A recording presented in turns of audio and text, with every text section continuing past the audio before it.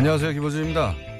지난 11일 대한민국 외교안보가 총체적으로 무너져 내린 상황을 더 이상 좌시할 수 없다는 전직 외교관 58명의 시국 선언이 있었습니다. 한미 동맹 약화 행위, 종북 행각을 중단하고 위안부 합의를 준수하고 강경화 장관은 사퇴하라 주장의 요지입니다.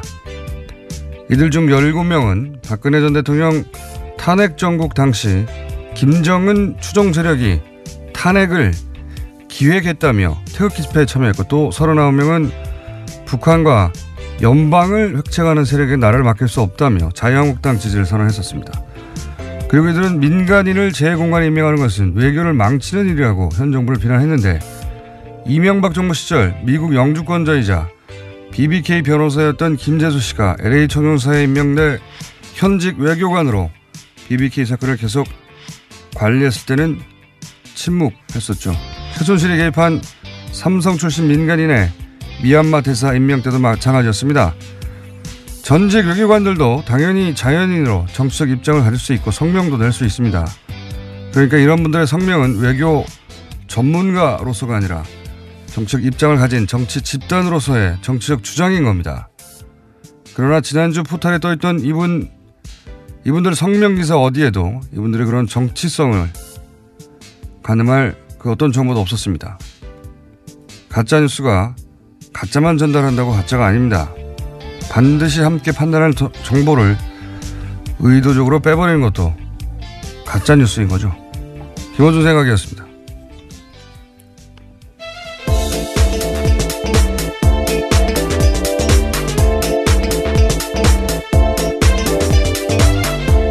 시사인의 김은지입니다. 네. 저는 이게 굉장히 중요한 사례라고 생각돼서 다시 언급을 하는데 며칠 지났지만, 왜 예전에 그 김관진 임관빈 석방 때 비난 여론이 높으니까 법과 대학 교수들로부터 저희가 확인해 보니까 명시적 동의를 한 명도 받지 않았어요. 받지 않고 사법부 비난하지 말라고 그런 성명서를 냈던 전국 법과대학 교수의 성명 있었지 않습니까? 예. 그것과 같은 수법이라고 저는 보는 겁니다. 그러니까, 외교관들이 이제 성명을 낸 외교관들 성향은, 너무나 확연하거든요. 대단히. 그래서 네. 이런 기사를 낼 거면 마지막에 한두 줄이라도 한편이들은 탄핵은 기획된 거라고 태극기 집회에 참여한 바 있다. 이렇게 한 줄이라도 써 넣어줘야 되는 겁니다. 예. 네, CBS 노컷뉴스에서 뒤늦게 보도가 나왔는데요. 3분의 2가 극우진영 활동했다라는 게 있었습니다. 그러니까 대부분이 해보니까 이걸 따지는 것이 CBS 노컷뉴스밖에 없었다는 게 저는 말이 안 된다고 생각되는 것이, 그런 정보가 빠지면 이 주장의 진짜 의도, 배후가 숨겨지는 거죠. 예. 이 미디어 생리를 알면 이거 굉장히 수상쩍은 겁니다. 왜냐하면은 주장에 위안부 합의를 준수하라 이런 게 써 있어요. 이것만 봐도 기자는 바로 알거든요. 그 정치적 성향을. 그런데 그렇게 굉장히 그 한쪽으로 편향된 정치적으로 그런 집단이 성명을 냈는데, 마치 그런 내용을 빼버리면 외교관들이 가치 중립적으로 전문가로서 지금 외교가 엉망이 되고 있으니까 걱정이 돼서 직접 나섰다, 이런 효과만 주는 거거든요. 이건 기자라면 성명서 읽자마자 알 수 있는 뻔한 수작인데, 이 뻔한 걸, 그런 중요한 판단 기구를 빼버리고 게다가 포털 메인에 계속 오랫동안 걸어주는 거는 여론 호도를 도와주는 겁니다. 굉장히 수상하고 말도 안 되는 거예요. 이런 사례들이 자주 있는데, 예, 또 있어서 짚고 넘어갑니다. 첫 번째 뉴스는 뭡니까? 네, 검찰이 이명박 정부의 국가정보원 특수활동비 불법 수수 의혹을 수사 중입니다. 이와 관련해서 당시 이명박 정부의 청와대 핵심 관계자들에 대해서 구속영장을 청구했습니다. 어제 서울중앙지검 특수이부는 김백준 전 청와대 총무기획관과 김진모 전 청와대 민정이 비서관에 대해서 구속영장을 청구했다고 밝혔습니다. 그렇군요. 김백준 씨는 포괄적으로 이명박 전 대통령 재산관리인으로 평가받는 인물이죠. 네, 집사라고 불리는 사람입니다. 이 사안은 저희가 잠시 주진우 기자 연결해가지고 좀 자세히 짚어보도록 하겠습니다. 네. 이명박 전 대통령 턱밑까지 왔다는 얘기 같아요. 예. 자, 다음 순요. 네, 이 의혹과 관련해서요. 돈 가운데 일부가 당시 민간인 사찰 사건 폭로했던 사람에게 입막음용으로 건네진 정황을 검찰이 포착했다고 합니다. 지난 2012년 총리실 공직윤리지원관실 민간인 사찰 사건 폭로자였던 장진수 씨 기억하실 텐데요. 전 주무관이었습니다. 이 사람에게 5천만 원 돈이 갔는데 이때 정부 발행 띠지로 5만 원권 100장씩 묶여서 있었습니다. 당시에 관봉이라고 불렀는데요. 장 전 주무관은 이때도 총리실 간부가 자기에게 돈 줬다라고 밝힌 바가 있는데요. 당시에는 검찰이 돈의 출처를 밝히지 못했었습니다. 오래된 사건이네요. 이명박 전 대통령 시절에 처음으로 민간인 사찰이 이제 터진 이 사건이죠. 예. 공직윤리지원관실에서 민간인 사찰. 네, 김종익 씨라고요. 민간인을 사찰했습니다. 근데 당시에 이러한 내용들을 내부자가 내부 고발을 한 건데 이 입을 막기 위해서 돈을 줬다라는 거죠. 네, 그때도 관봉 얘기 나왔었습니다. 근데 이제 도대체 그럼 이 돈을 어디서 나간 거냐. 근데 그때는 국정원 특활비 얘기는 전혀 안 나왔었죠. 예. 청와대 특활비 정도 수준에서 얘기되다가 끝이 났는데 지금은 이제 국정원 특활비가 계속 문제가 되고 있고 근데 지금 검찰이 구속영장까지 청구한 걸 보면 뭔가 자신 있는 물증이나 정황을 잡은 것 같아요. 예. 그래서 그 돈도 국정원 돈일 수 있다. 이런 얘기인 거죠. 지금 김백준, 김진모 이 두 분에 대한 구속영장은 국정원 특활비를 직접 받았다는 거고. 네, 2억 원, 2억 원. 그래서 김백준 전 비서관 같은 경우에는 4억 원이고요. 그리고 김진모 전 비서관은 5천만 원입니다. 그리고 예, 김백준 전 기획관요. 만약에 돈 받은 정황 혹은 물증이 구체적이고 확실하게만 하다면 구속영장이 발부되겠죠 이번에도. 왜냐하면 그 앞에 박근혜 전 대통령 때 똑같은 이치로 구속영장이 발부됐기 때문에. 그리고 그 외에도 이제 2012년 당시 의심받았던 그 돈들인데 그 돈 역시 특활비가 아니냐. 예, 이런 의혹이 나오고 있는 겁니다. 자, 다음 수는요. 네, 이명박 전 대통령의 다스 실소의 의혹 등을 수사했던 정호영 BBK 특검이 어제 기자회견 자청했습니다. 당시 기록을 다 검찰에 넘겼다면서 직무유기와 관련한 혐의를 부인했습니다. 오히려 당시에 검찰이 직무유기했다라고 반박하고 있는데요. 또 특검팀은 국론 분열과 정쟁 가능성을 우려해서 격리 직원의 횡령을 결론낸 다스 120억 원 확인 사실을 수사 결과에서 뺐다라고 주장하고 있습니다. 네. 이 사안은 저희가 3부에서 박범계 의원과 짚어볼 텐데 잠시 저도 이거 보다가 빵 터진 게 국론 분열이었어요. 예.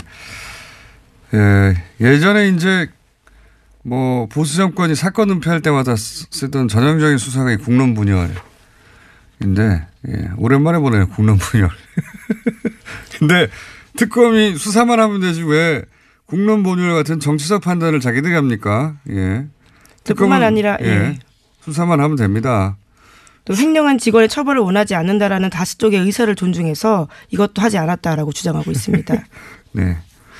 여하간 전체적으로 해명으로 나왔는데 해명은 되지 않았어요. 그러니까 실제 지금 현 검찰이 주장하듯이 사건에 제대로 된 인계가 없었다. 그냥 서류 뭉치만 그냥 넘겨줬다. 이런 거죠. 수만 페이지인데 어디에 뭐가 있는지 안 알려주면은 수사를 다시 하라는 거잖아요. 처음부터. 어쨌든 본인들의 주장이 아니라 지금 현 검찰의 주장이 맞는 걸로 드러난 기자회견을 왜 했는지 모르겠어요. 예. 어쨌든 요 사안은 박범계 의원과 좀 자세히 짚어보겠습니다. 자, 다음 순요. 네, 다스는 누구 겁니까와 관련된 중요한 인물이 처남 김재정 씨입니다. 이명박 전 대통령의 처남인데요. 재산관리인으로 지목받은 바 있습니다. 김재정 씨가 사망했을 당시에 다스의 최대 주주였는데요. 당시 비상장 주식으로 상속세 냈다라는 사실은 여러 차례 말씀드린 바가 있습니다. 그런데 이와 관련해서 조건이 굉장히 까다로웠는데 이러한 사실들에 대해서 어제 다시 SBS가 보도했습니다. 아하, 이건 말이죠. 저희가 툭하면 이거 몇 개월 전에 우리가 한 거라고 잘난 척 하는데, 이거는 제가 7년 전에 한 이야기입니다.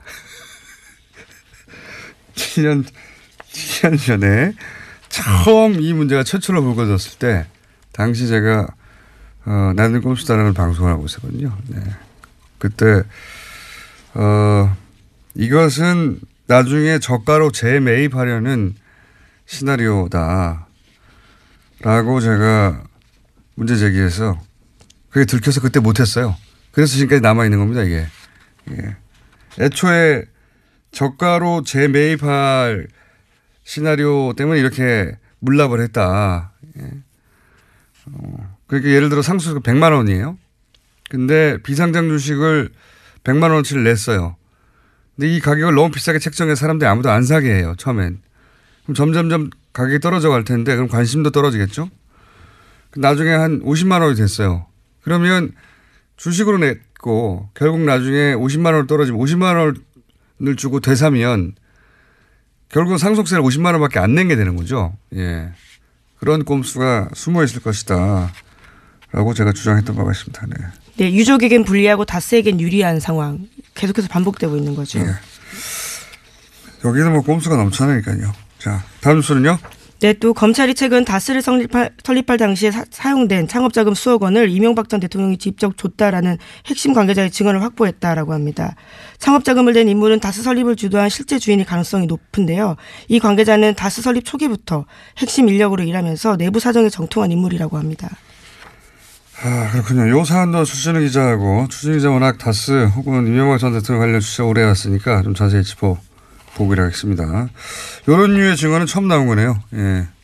설립 자금을 냈다. 예. 설립 자금을 낸 사람이 주인이죠. 예, 당시는 대부기공이란 이름이었는데 그렇죠. 창업 자금을 댔다라는 겁니다. 알겠습니다. 그러면 당연히 김성호 전 사장이 불려 나오겠군요. 예. 김성호 전 사장은 현대에서 함께 온 현대 출신으로 BBK라든가 주요 뭐 지금 120억이라든가 주요 현안들을 정확하게 알고 있을 수밖에 없는 자리에 있었던 전 사장입니다. 다스에. 자, 다음 뉴스는요. 네, 이시영 씨가 최대 지분을 갖고 있는 회사 SM이라고 있는데요. 이 회사도 여러 차례 말씀드린 바가 있습니다. 다스가 SM을 부당하게 밀어줬다라는 의혹에 대해서도 말씀드린 바가 있는데요. 이와 관련해서 뒷받침할 아주 구체적인 문건들을 검찰이 확보했다라고 합니다. 검찰이 확보했다. 예.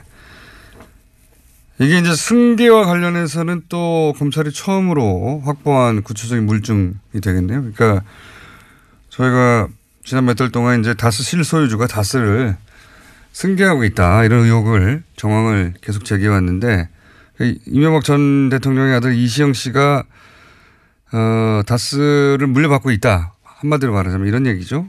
그런 의혹인데, 이게 지금 밝혀진 바로는 현재 물증을 확보했다고 하는 게, 다스의 설비하고 인력을 이시영 씨 회사, SM, 네, 지원했다. 이러는 거죠. 예. 네, 그러한 문건들이 발견됐다라는 그러니까요. 겁니다.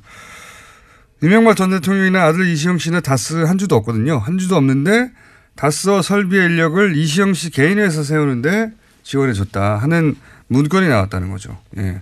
사실 이럴 경우 다스는 이시영 씨를 업무상 배임으로 고소해야 됩니다. 왜냐하면 주식도 하나도 없는 주인도 아닌 이시영 씨가 회사의 자원을 자기 회사 세우는데 썼다는 얘기거든요. 그럼 배임으로 고소해야 되는데 왜 고소하지 않느냐. 아버지가 실소유주기 때문에 그렇게 이해하면 간단하게 이해가 되는 정황이 나온 거죠. 예. 자, 다음 순 뭡니까? 네, 법원이 지난 12일에 박근혜 전 대통령의 재산을 동결했습니다. 여기에는 유영하 변호사에게 맡긴 1억 원짜리 수표 30장도 있는데요. 그런데 유영하 변호사가 법원의 재산 동결 결정 이전에 이 돈을 다시 박근혜 전 대통령 계좌에 송금했다라고 합니다. 그렇군요. 아마 이제 뭐 범죄 수익 은닉을 도와주는 거 아니냐 뭐 이렇게 해서 게다가 이제 변호사들이 그거 변호사한테 안 줬잖아 막 항의하고 하니까 변호사 표도 났을 것 같으니까 이제 이렇게 돌려줬겠죠. 예, 게다가 TV조선에 따르면요. 관련된 추가 돈을 찾기 위해서 집안을 뒤지는 것을 막기 위한 우려가 아닌가라는 것도 있습니다. 아, 그럴 수도 있겠네요. 자, 하나 정도 더 하고 끝내야 될 것 같습니다. 네, 금융당국이 가상화폐 거래 실명 전환을 거부하면 입금을 아예 못하게 막겠다는 방침을 세웠습니다. 금융위가 이런 실명 확인 조치에 응하지 않을 경우 기존 가상 계좌에 불이익을 줄 거다라고도 밝혔습니다. 그렇군요. 비트코인 관련 규제책 중에 하나로 나온 건데 저희가 오늘 이 비트코인 관련 뭐 천만 양론을 3부에서 좀 들어보기로 할 텐데, 근데 이제 이 블록체인 뭐 이런 기술을 이해하지 못하면서 비트코인에 대해서 얘기하는 것은 뭘 모르고 하는 소리다, 이렇게 치부하는 경향이 좀 있어요. 근데 사실 그렇지 않아요. 블록체인이라는 기술 자체는 물론 훌륭한 기술이고, 예, 미래적 가치가 당연히 있습니다. 근데 지금 이런 난리, 예? 강풍, 이거는 기술이 너무 훌륭해서 벌어진 일이 아니거든요. 이건 사람의 욕망 때문에 벌어진 일이에요. 예. 기술은 복잡해도 욕망은 간단합니다. 규제가 가능한, 없어야 한다고 하는 분들도 있어요. 이해는 가요.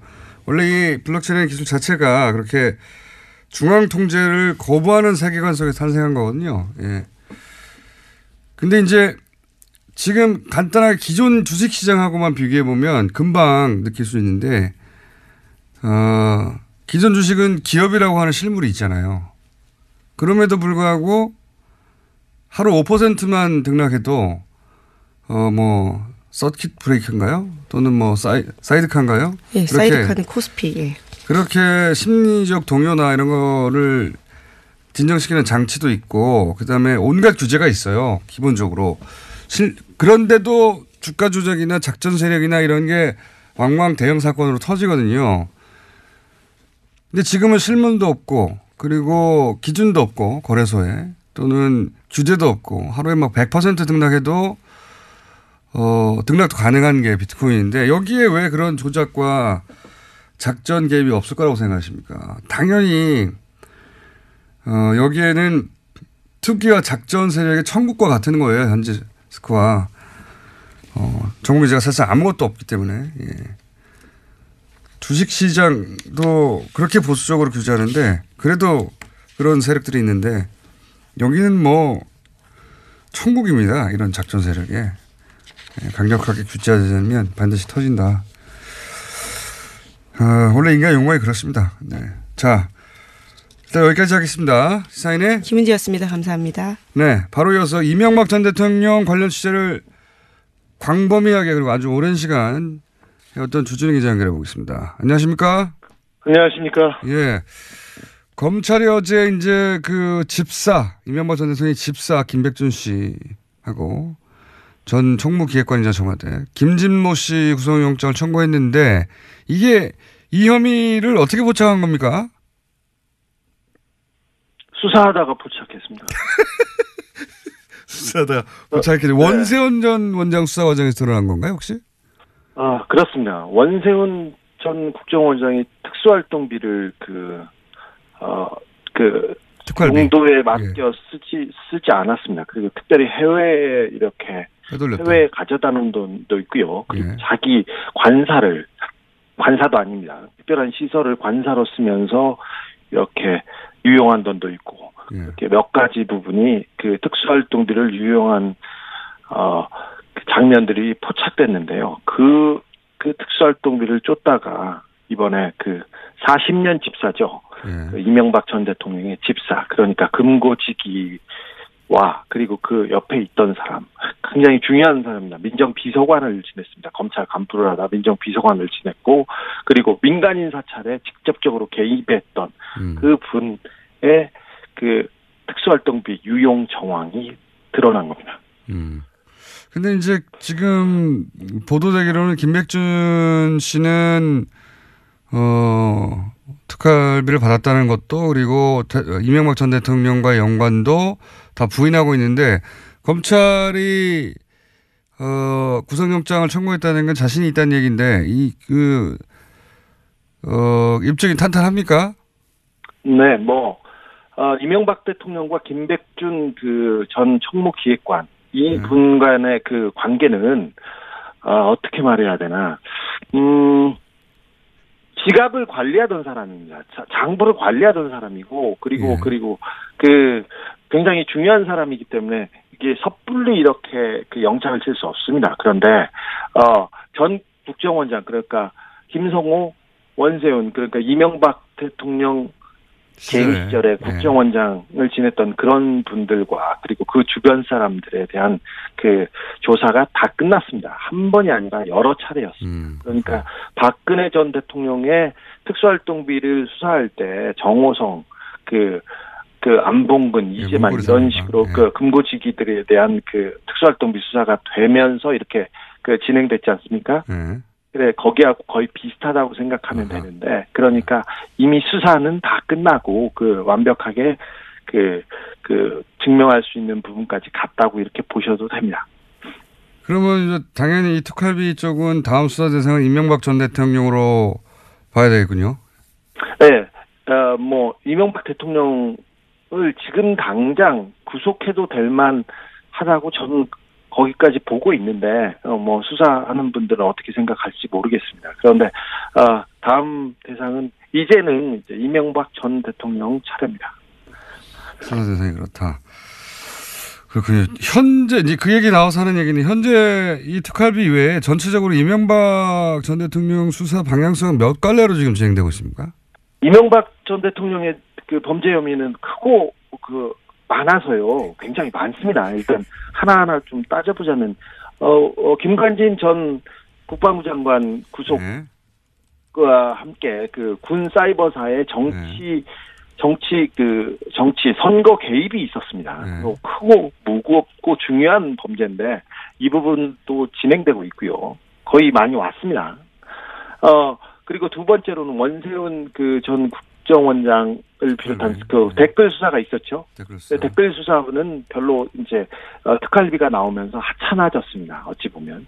그리고 근데 특수활동비 수사가 굉장히 많이 진척됐고 그 부분 하나로만도 굉장히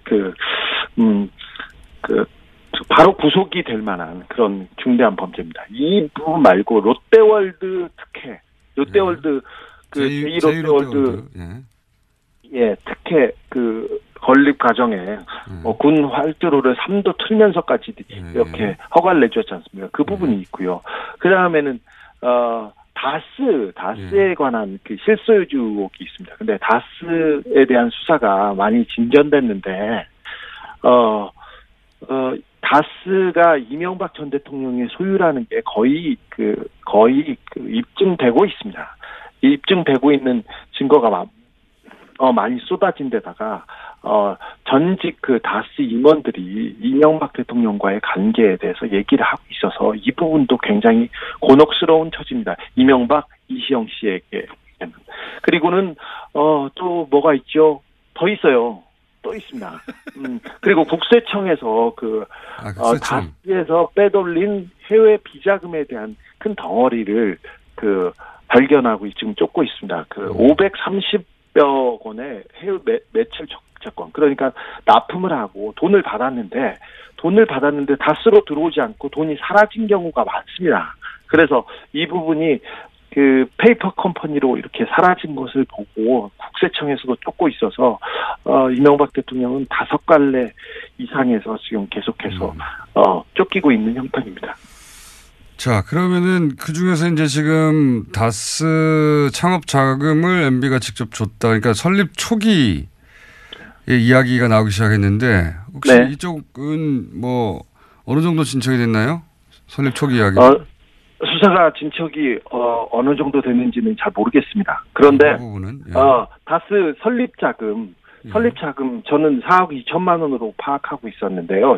지난 여름부터 4억 2천만 원을 이명박 대통령이 줘서 다스가 설립됐습니다. 그래 그때는 대부기공이었죠. 그리고 이명박 대통령의 지시와 협력으로 현대건설이 와서 다스를 지어줬습니다. 이 부분도 이명박 대통령의 지시와 협의 때문이었습니다. 그리고는 이명박 대통령이 국회의원 시절에는 의원회관에서 지시를 했고요. 그 다음에 서울시장 시절에는 서울시장 집무실 공관에서 지시를 했습니다. 다스 관련한 대통령이 되고 나선 대통령이 되고서는 안가에서 했다는 얘기는 또 지난번에 나왔었죠. 그리고 계속해서 다스에 대한 보고를 받고 지시를 내린 것으로 저는 보고 있습니다. 그런데 이 부분에 대한 수사도 굉장히 많이 된 것으로 알고 있습니다. 김성우 전 사장, 권승호 전 전무가 핵심으로 이 다스의 골격을 세우고 이끌어온 사람들인데요. 그 사람들이 계속해서 검찰에 왔고요. 그 다른 사람들도 다스 관련자들이 와가지고 그 이명박 전 대통령을 실소유주로 지목하고 있습니다. 마지막 한 가지만 더 물어보자면 김성우 전 다스 사장이 이제 키맨으로 알려졌는데 혹시 2008년 때는 이제 모든 의혹을 부인했었는데 최근에 심경의 변화가 있습니까 혹시? 심경의 변화가 많습니다. 그래서 이명박 대통령과 같이 일을 했던 사람들이 그 심경의 변화가 다 있었어요. 그래서 아까 군사이버사 얘기했었어요. 김관진 전 장관이 적나라하게 다 얘기했습니다. 그리고 국정원 특활비나 국정원 관련된 얘기도 원세훈 전 원장은 이명박 전 대통령의 최측근이었지 않습니까? 4년 2개월 동안 국정원장을 했고 이분이 또 열심히 얘기했어요. 너무 많은 얘기를 하셨어요. 그리고 다스 관련자 김성우 사장도 지금 처음부터 끝까지 얘기하고 있는 형편입니다. 그래서 이 수사는 완벽하게 다른 국면에 접어들었다고 볼 수 있습니다. 알겠습니다. 여기까지 듣겠습니다. 감사합니다. 네. 네, 지금까지 시사인의 주준희 기자였습니다.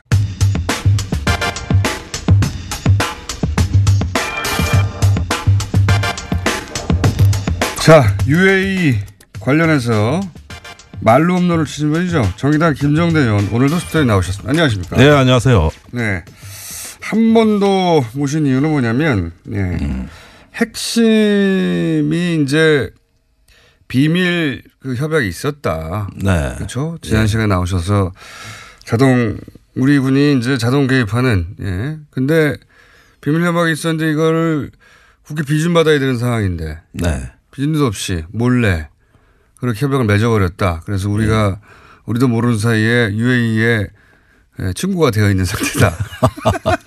아니 그러니까 양가 부모 모르게 저기 남녀가 8년 전에 비밀 결혼을 했다 이겁니다. 호적까지 다 올렸대요. 거기에다 자식까지 낳았다는데 그러면은 저기 나중에 이 사실을 알게 된 부모가 그 결혼의 잘잘못을 따지겠습니까? 몰래 했다는 그 자체가 충격이지.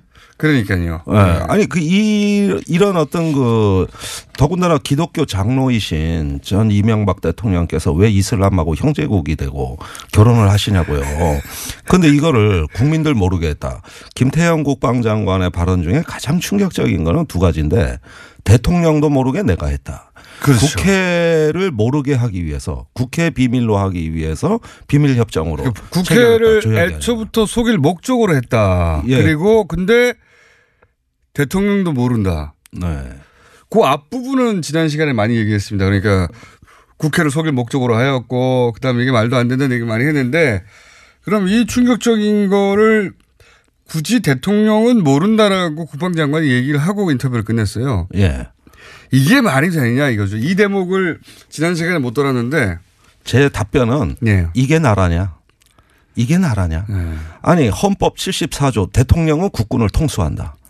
자기 부하들이 사지에가 할지 아니면 목숨을 걸게 될지 위험한 임무를 하는 걸 최고사령관이 대통령이 책임져라 이 얘기입니다. 국군 통수권자라는 의미는 그거예요. 다른 건 몰라도 병권을 잡은 최고 권력자는 적어도 군사에 관한 사항은 철저하게 감독할 최종 책임자입니다. 그런데 대통령 모르게 국방장관이 임의로 했다. 헌법에 국방장관이 뭐 국군 통수권자도 아니고 잠시 위임을 받아서 대리하는 자인데 이런 어떤 그 국기문란 행위 반헌법적인 거. 구테타죠, 구테타. 예. 아니 이게 뭡니까 도대체. 대통령 모르게 군대를 빼는 건 구테타죠. 국군 지휘 계통이 문란해졌다는 얘기인데 이건 나라도 아니에요. 당시에 또 안보가 얼마나 어려웠습니까? 2009년, 10년. 생각해 보면 만약에 뭐 물론 이걸 사실이 아니라고 생각하지만 사실 100번 양보의 사실이라고 하면 정말 황당한 주장을 하고 있는 거예요. 아, 나 그 대통령이 몰래 했어. 막 이런 거잖아요. 아니, 내가 몰래 벌어진다고 했어. 이거 아니에요. 예. 자랑할 일도 아니고. 예. 아, 이거는 저는 그렇게 생각합니다. 아니, 지금 이 뭐 원전 수출 또 이거 저 양해각서 체결한 게 잘 됐다 못 됐다 문제가 아니라 헌법과 국가의 품격을 안중에도 없이 이건 뭐 국가 이익 되는 건데 좀 했는데 어때 이러듯이 집 밟아버리는 저는 이 헌법이 이 나라에 살아있다면 정말 이래서 탄핵당했구나 이분들이 저는 개탄을 금할 수가 없어요. 거기까지는 이제 의원님 저도 할 수 있는 얘기고요. 이제 의원님만 하실 수 있는 얘기. 의원님만 하실 수 있는 얘기. 그런데 그런 주장이 있긴 하나 그런 주장은 사실이 아닌 것으로 내가 파악하였다. 네. 라고 할 때 이제 그 근거들을 좀 알려주십시오. 저는 처음부터 이거를 외교부 제보를 받아서 접근하고 네. 있었고 저 나름대로 믿는 구석이 있으니까 그렇게 용감하게 의혹 제기했지 네. 제가 그렇게 간이 배 밖으로 나온 사람이 아닙니다. 가끔 그럴 때도 있지 않습니까? 물론 있습니다. 뭐 잘 아시네요. 그런데 네. 외교부의 주장은 이거예요. 2009년 외교부라기보다 외교부에 근무했던 이제 네, 지금 퇴직하신 분입니다. 전직 직원이 예. 이분을 제가 전혀 모르는데 분기탱천하셔서 저한테 제보를 하게 된 거는 이유는 간단합니다. 이명박 대통령이 아랍에미레이트에 원전 수출할 때 이명 계약 없다. 이렇게 이야기를 하니까 예. 그날 눈이 뒤집히더라는 거예요. 이면 계약 얼마든지 있다. 더 큰 이면 합의가 있다. 바로 군사 양해각서인데 이걸 어떻게 알게 됐냐 하면은 국방부가 UAE하고 몰래 체결하려다가 네. 이제 영문으로 다 사인을 끝내고 네. 이걸 국문으로 번역해서 청와대 보고를 해야 되는 상황이 된 거예요. 네. 근데 국방부가 그럴 능력이 안 돼요. 이 조약문이라는 게. 국문을 영문으로 번역할 때 의뢰한 몰라도 영어로 돼 있는 걸 국문 번역할 때 외교부 의뢰했다고요? 예, 그 조약의 그 개념, 언어, 문장 하다못해 쉼표 하나, 마침표 하나 가지고 이 국제적인 어떤 그 표준과 네. 외교적인 관례에 다 맞아 떨어져야 됩니다. 그런데 국방부가 그런 능력이 안 돼요. 외교적 영어로 쓰여진 이 단어의 의미가 정확하게 무엇인가 네. 하는 걸 국문으로 옮길 때 사실 국방부가 이 전문 분야가 아니니까 외교부에 맡겼다. 맡겼다. 그러면 애초에 영어로 그런 외교적 문서를 작성해서 사인할 능력이 애초부터 안 되는 거 아닙니까? 국문도 안 되는 건데. 그래서 이제 전문가들이 외교관들이 그 영문으로 체결한 걸 보니까 네. 그 영문도 엉망이라는 거예요. 이건 뭐 그냥 안보의 백지수표 뭐 일종의 동맹을 체결해 준 건데 내용도 엄청나지만 영문도 엉망이고 네. 영문을 해놓고 이제 외교 용어에 걸맞게 국문으로 번역할 때 의뢰했는데 그때 보니까 영문도 엉망이고 내용도 황당하고. 그러니까 국방부 쟤들 미쳤다. 이게 제정신이냐 이런 협정 체결하는 그런 말이 그때 나왔다는 거죠. 예, 그런 말이 나와서 그때 상세한 아주 디테일한 정황까지도 이제 다 제보가 돼가지고 네. 제가 다 수집을 했습니다. 그런데 이건 외교부의 정의로운 외무관들 이야기지 유명한 장관은 알고 있었어요. 유명한 장관은 네, 당시 외교부 장관. 알고 있었다는 건 어떻게 하십니까? 위키리크스에 나옵니다. 그해 말에 2009년이죠. 사실은 2009년 11월에 그 군사협정을 비밀리에 맺을 때 네. 이게 바로 원전 계약서였다. 2월에 체결한 원전 계약서는 요식행위 즉 아랍에미레이트의 이명박 대통령이 오는 날짜에 맞춰서 체결한 원전 계약서고. 당시도 그런 얘기 나왔었죠. 원전 계약은 진작에 체결했는데 이걸 이명박 전 대통령의 공으로 만들기 위해서 한 달 있다가 계약서를. 한 달 있다가 그게 12월입니다. 예. 그런데 11월에 그 군사협정을 체결해 주는 순간 아랍에미레이트가 이제 원전은 한국 거야.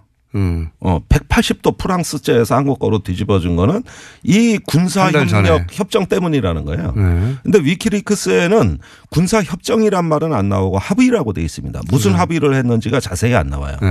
그런데 그해 11월에 그 군사 합의가 있는 순간 원전은 한국 거였다. 그때 결정이 된 거고 단지 이명박 대통령이 12월에 왔던 거는 대통령 일정 때문에 12월에 발표한 거다. 그러니까 대통령의 공으로 만들기 위해서라고 그때 당시 언론도 보도를 했었어요. 그러면은 이 원전 계약서는 나중에 요식행위고 군사 비밀 양해각서를 사인한 그게 11월에 그 순간에 얼마나 또 급하게 했는지 문구도 엉망이었다는데 이때가 바로 원전이 한국으로 결정이 된 때고 국방부는 돌아오자마자 이거를 국문으로 번역해서 국영문본으로 잘 꾸며서 청와대 보고용으로 보고서를 꾸미는데 능력이 안 되니까 외교부에 맡긴 겁니다. 그러니까 외교부 실무진들은 이때 알게 된 거죠. 실무진들은 당시 번역하는 과정에서 알게 됐고, 그중에 한 분이 제보를 했고, 그런데 그 외교관은 저 국방부에 전화해서 이건 도무지 뭐 헌법과 그 법률 어디를 봐도 도저히 있을 수 없는 그렇죠. 협정인데 이거 당연히. 왜 체결하냐. 네. 그러니까 아니 청와대 보고하기 위해 마지막으로 좀 협조해달라는 건데 네. 내일 모레 이거 긴급 보고 올려야 되는데 대통령 기다리시는데 그리고 그러면 누가 이런 협정 체결했냐 그러니까 윗분의 뜻이다. 아 그때 이미. 네.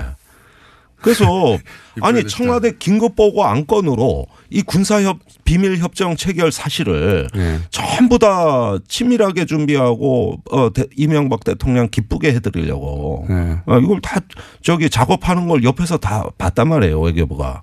그런데 지금 MB가 나는 모르는 일이다. 이면 합의는 없었다. 이러는 거 보고 거의 조금 쌍소리까지 나왔습니다. 사실은 속된 용어. 내가 그거는 말씀 안 드리겠는데. 너무 봤기 때문에 본인은. 네, 본인이 그렇죠. 그러니까 이제 대통령한테 보고된다는 문서를 직접 번역해서 만들어준 분이 아니 무슨 소리야 그걸 내가 만들었는데 이렇게 하신 거죠. 네, 그런 셈입니다. 그러니까 이명박 전 대통령이 당시 그 비밀 군사 협정을 모른다는 건 말도 안 되는 소리라고 하는 근거가 그게 하나 있는 것이고. 그렇습니다. 유명한 당시 외교부 장관이 이미 알고 있었다는 얘기는 위키리크스에 어떻게 나옵니까? 그러니까 그해 연말 12월에 미국에 이걸 자세히 설명을 해 줍니다. 왜냐하면 12월이 아니라 11월에 이미. 아니 12월에 원전 계약 다 끝나고 그간의 경과 과정을 우리는 11월에 군사협정을 체결하면서 사실은 원전 수주를 했다. 이 내막을 다 유명한 장관이 얘기를 하는데 역시 위키리크스에 유출된 그렇습니다. 전문위원회 그해 말에 미 본국으로 보낸 주한미 대사관의 전문회에 나와 있죠. 아마 여러분들도 손쉽게 검색하실 수 있을 겁니다. 그런데 그 원전 수출에 관한은 미국도 우리 동맹국이 아니라 경쟁국이었거든요. 당시로는. 네. 그래서 이렇게 군사협정을 체결하고 하는 건 또 한미 관계에 매우 민감한 사안입니다. 우리 무기가 나가고 군대가 나갈 일인데 동맹국인 미국에 설명해야 될 거 아닙니까?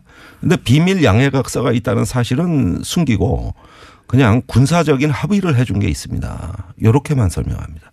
그리고 그 순간 한국으로 원전이 왔습니다. 이렇게 이야기하는. 그러니까 UAE가 제일 원한 건 뭐냐 하면은 한국제 원전이 아니라 한국의 군사력이었어요. 동맹이었습니다. 그러니까 UAE가 그 사실은 그 경제력에 비하자면 인구도 적고 게다가 위협에 항상 어떤 체제 위협에 한가운데 있다. 뭐 중동이 항상 복잡하니까요. 순위 시야부터 시작해가지고 있다고 생각하니까 자기들의 체제 안전을 위해서 필요한 군사를 어떻게 확보하느냐. 이 원전으로 그런 군사를 땡긴 것이다. 네, 그렇습니다.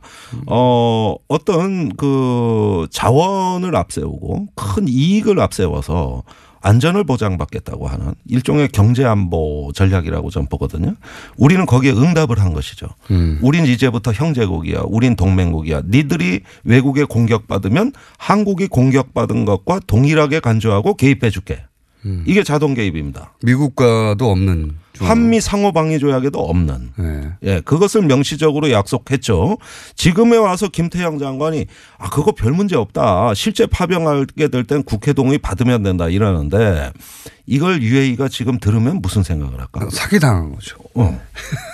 이런 얘기예요. 그러니까 웃기는 거죠. 거야. 국민한테 설명하는 거하고 UAE에 설명하는 게 다르죠. 저는 이런 걸 헌법사범이라고 보는 겁니다. 헌법사범이다. 헌법에서 절대 금지하고 있는 외국과의 안전보장 조약, 비밀 조약이죠. 그러니까 이런 관련 전반적인 내용을 파악하는데 중요한 직원을 해줬던 분들이 이제 전직 외교부 직원들 있을 테 있고 또 몇 분이 있을 거 아닙니까? 국방부에도 있고요. 몇 분이 있을 거 아닙니까? 전직 국방부. 근데 제가 이제 갑자기 그 의원님의 이야기를 듣다가 걱정이 돼서 말씀드리는 건데 그런 전직 외교부 직원들의 신변을 좀 챙겨주십시오. 이제 언론에서 그 신원을 공개하라는 집요한 압력에 제 취재원보호는 아직까지 철두철미하게 비밀보호 원칙을 지키고 있죠. 그 의원님은 그분을 보호하기 위해서 당연히 하시는 건데 제가 과거의 경험에 의하면 언론은 몰라도 정보기관은 알거든요. 이거 조금 섬뜩한 얘기인데. 아니. 의원님이 그래봐야 뭐 메일이나 전화 이런 거 아닙니까? 네. 뭐 그래도 일단 문재인 정부고 네. 탄핵을 해서 이렇게 새로 등장한 정부가 설마. 아니 문재인 정부에서 한다는 얘기가 아니고요. 지금은 이제 이전 정부에 이제 살아있는 어떤 커넥션들이 있을 수 있고. 네. 네. 그러니까 숨겨야 안전한 게 아니라 네. 공개해야 안전한 영역이 있습니다. 제가 예를 들어서 뭐 오촌 살인 사건이라든가 권력형 범죄를 많이 다뤄봤지 않습니까? 예. 결정적 길목에 있는 분들이 사라지는 경우를 제가 너무 자주 봤기 때문에 걱정이 돼서 제가 말씀드립니다. 그 한 몇 분 되는지 모르겠으나 그런 분들이 어느 연락이 닿지 않을 수도 있고요. 예. 그래서 이런 분들은 스스로 자살하지 않겠다는 동영상을 그러면 저는 네. 목숨 걸고 지켜야죠. 예, 그건 그러니까요. 저의 사명입니다. 어쨌든지 간에 우리가 그 공공의 이익을 위해서 공공의 어떤 그 우리 공동체를 위해서 자기가 알고 있는 진실을 공개하시는 분들은 용기 있는 분들이고. 이거 사실은 보호해드려야죠. 현 정부도 보호해줘야 될 사람인 것이 그 UA의 의혹 제기들이 의원님이 나와가지고 역전 말로 홈런 치지 않았으면 아직도 계속되고 있었을 거거든요. 의원님은 굉장히 큰 홈런을 치신 거고 치시긴 치셨는데 옆에서 볼을 던져준 분들이 있지 않습니까? 예. 홈런을 치라고. 이분들. 고마운 분들이죠. 예. 물론 뭐 말로 홈런이라 그러니까 참 뭐 과분한데 지난 연말엔 병살타도 쳤어요. 그래가지고 선수 교체하라고 막 욕을 얻어먹는 그 타석에서 예. 말로 홈런이. 의원님 나왔죠. 개인도 살아나시고 현 정부도 큰 부담을 덜었고. 왜냐하면 현 정부 입장에서는 사실은 UA하고 이랬어. 현 정부가 공개할 수도 없는 내용이거든요. 아무리 공격을 받아도 또 게다가 얼마나 공개 못하죠. 지금도 못합니다. 못하죠. 예, 수습국면을 갖고 다만 문재인 대통령이 신년사에서 네. 잘못된 게 있다면 수정 보완하겠다. 그 두리뭉실한 얘기 가지고 이게 국면이 가라앉았을 리가 없는데 예. 의원님이 굉장히 큰 얘기 하신 거고요. 진짜로. 아이 고맙습니다. 앞으로 길이길이 아니 계속 욕만 먹다가 오랜만에 들어보는 칭찬이에요. 그 굉장히 생소하시겠어요. 예. 사실 정치는 욕먹는 직업으로 알고 있어요. 예. 아니 근데 무조건 욕먹는 건 아니고 잘하면 칭찬도 받는데 그동안 별로 잘한 것으로 드러나는 것이 별로 없었다. 예. 근데 이거는 와 대단한 한 건 하셨어요 정말로. 예. 뭐 앞으로도 몇 건 더 할 겁니다. 여하간 중간에 잊어버리기 전에 말씀드린 게 그겁니다. 이분들 신변 안전 확보해 주시고 이분들이 결국은 수사로 이어지거나 할 때 제가 했습니다. 내용은 이랬고요. 예. 네, 정황은 이랬습니다. 구체적으로 진술할 거의 유일무이한 인물들 아닙니까? 그렇습니다. 지금도 침묵하는 또 외교부의 다수 외무관들이 있고요. 강경화 외교부 장관이 당시 외교부가 어떻게 관여됐는가를 조사하시면 이거는 뭐 며칠 이내에 금방 다 밝혀질 일입니다. 혼자 하진 않았답니까? 아니에요. 여러 사람들이 있고 이거는 과단위 국단위에서 벌어지는 일이고요. 그다음에 이런 어떤 그 큰 현안 정말 이거는 근데 이분이 만약에 신변에 문제가 생겨보세요. 다른 분들이 입을 열까? 그건 아니죠. 자, 이 정도로 이제 공론화가 됐고 또 의혹이 밝혀졌고 많은 국민들이 그 지난 정부의 적폐로 이 사안을 바라보는 입장에서 새로운 외교부는 이제 정말 과거에 안주하시면 안 됩니다. 이거는 명명백백하게 다 드러내고 밝힌 다음에 제가 국민들께 이 법적인 처리에는 정말 관심을 가지셔야 된다고 그 부탁의 말씀을 드리는 이유가 있습니다. 그 지금 우리 정부가 이런 내막을 못 밝히는 이유가 UAE 때문이라 그러지 않습니까? UAE에서 밝히기를 원하지 않는다. 사실이 아닙니다. 이거 밝히기 원치 않는 건 우리 정부예요. UAE가 왜 이걸 밝혀지는 걸 원하지 않겠습니까? 동맹 조약을 체결해 달라고 요구했던 나라입니다. 조약은 공개되는 거잖아요. 그걸 요구했던 나라가 이걸 공개되는 걸 원치 않는다? 천만의 말씀. 착각입니다. 자, 의원님. 신변 안전 챙겨주시고 시간이 다 됐는데 네. 또 모시겠습니다. 김종대 의원이었습니다. 감사합니다. 비트코인 규제를 놓고 찬반 논란이 한참이죠. 네, 저희도 앞으로 비트코인 좀 다뤄볼 예정인데 오늘은 그 첫 시간입니다. 예, 우선 찬반을 그리고 그 개념을 먼저 오늘은 짚어볼까 합니다. 어느 정도 규제는 필요하다. 연세대학교 경제학부 김정식 교수님 연결되어 있습니다. 안녕하십니까? 네, 안녕하십니까? 네. 그리고 블록체인 기술의 중요성 대변해 주실 한국블록체인협회 준비위원회 김진화 공동대표님 연결되어 있습니다. 안녕하십니까? 네, 안녕하세요. 네. 우선 교수님께 먼저 여쭤보겠습니다. 이 비트코인 암호화폐라고 요즘은 얘기합니다. 이 개념을 좀 간단하게 설명해 주십시오. 네, 인터넷과 같은 그 온라인상에서 또 거래되고 또 결제되는 그런 통화인데요. 이것은 이제 실물은 없고 이제 가상통화다 이렇게 우리가 얘기를 합니다. 가상화폐다 이렇게 얘기를 하고 또 이제 우리가 보통은 이제 돈을 우리 지갑에 가지고 있지만은 이것은 실물이 없기 때문에 인터넷상의 전자지갑에 보유하고 있는 이런 좀 특이한 형태의 화폐다 이렇게 볼 수가 있습니다. 이게 암호화 화폐라고 부르는 이유는 뭡니까? 그 형태가 이제 우리가 뭐 암호화폐다 또 이렇게도 얘기를 하는데 이 암호를 통해서 그 화폐가 존재를 한다 이렇게 볼 수 있는데 암호를 사용해서 이제 발행되고 또 거래된다 이렇게 해서 우리가 암호화폐다 이렇게 얘기를 하죠. 예, 보안을 암호로 뭐 철저히 했다. 그때 사용되는 암호화 기술이 블록체인이다 이런 얘기인데 이제 그런 블록체인을 좀 이해해야 되는데 대표님, 김 대표님. 네네. 네, 그럼 블록체인을 좀 설명해 주시고 이 블록체인은 단순히 가상화폐 이외에 여러 분야에도 활용될 수 있죠. 예, 그 부분도 좀 설명해 주십시오. 네. 우선 암호화폐라고 하는 이유는 기존의 분산 컴퓨팅에 암호학을 결합시켜서 새로운 방식으로 우리가 화폐 단위를 주고받기 때문에 암호화폐라고 부르는 거고요. 예컨대 가상화폐라고 하면 기존의 게임머니라든지 항공사 마일리지도 다 포함이 됩니다. 그래서 실제 중앙은행들의 중앙은행인 BIS 국제결제은행 같은 경우도 크립토커런시 암호화폐라는 용어를 쓰고 있고요. 이 기술, 즉 블록체인 기술은 이 암호화폐를 가능하게 한 기술이었는데요. 간단하게 말씀드리면 우리가 항상 모든 금융거래를 하면 중개자가 있지 않습니까? 그리고 부동산 거래를 해도 중개자가 있고요. 이렇게 중개자 있는 방식, 그다음에 인터넷에서도 서버 제공하는 서비스 업자들이 있습니다. 뭐 네이버라든지 구글이라든지. 블록체인 기술은 이 중개자를 없애고 비트코인의 경우에는 P2P로 돈을 주고받는. 그다음에 뭐 부동산 거래 내역을 중개자 없이 정부 차원에서 부동산 등기 같은 것들을 운영을 한다든지요. 삼성 SDS가 발표한 걸 보면은 수출입 과정에 해운 물류 과정에서도 여러 거래 주체들이나 인증 주체들이 있지 않습니까? 뭐 관세청도 있을 것이고요. 거기에 거래 내역을 장부를 똑같이 하나씩 똑같은 장부를 가지고 P2P로 그 내역들을 확인하거나 화폐 단위를 주고받거나 이런 것이고요.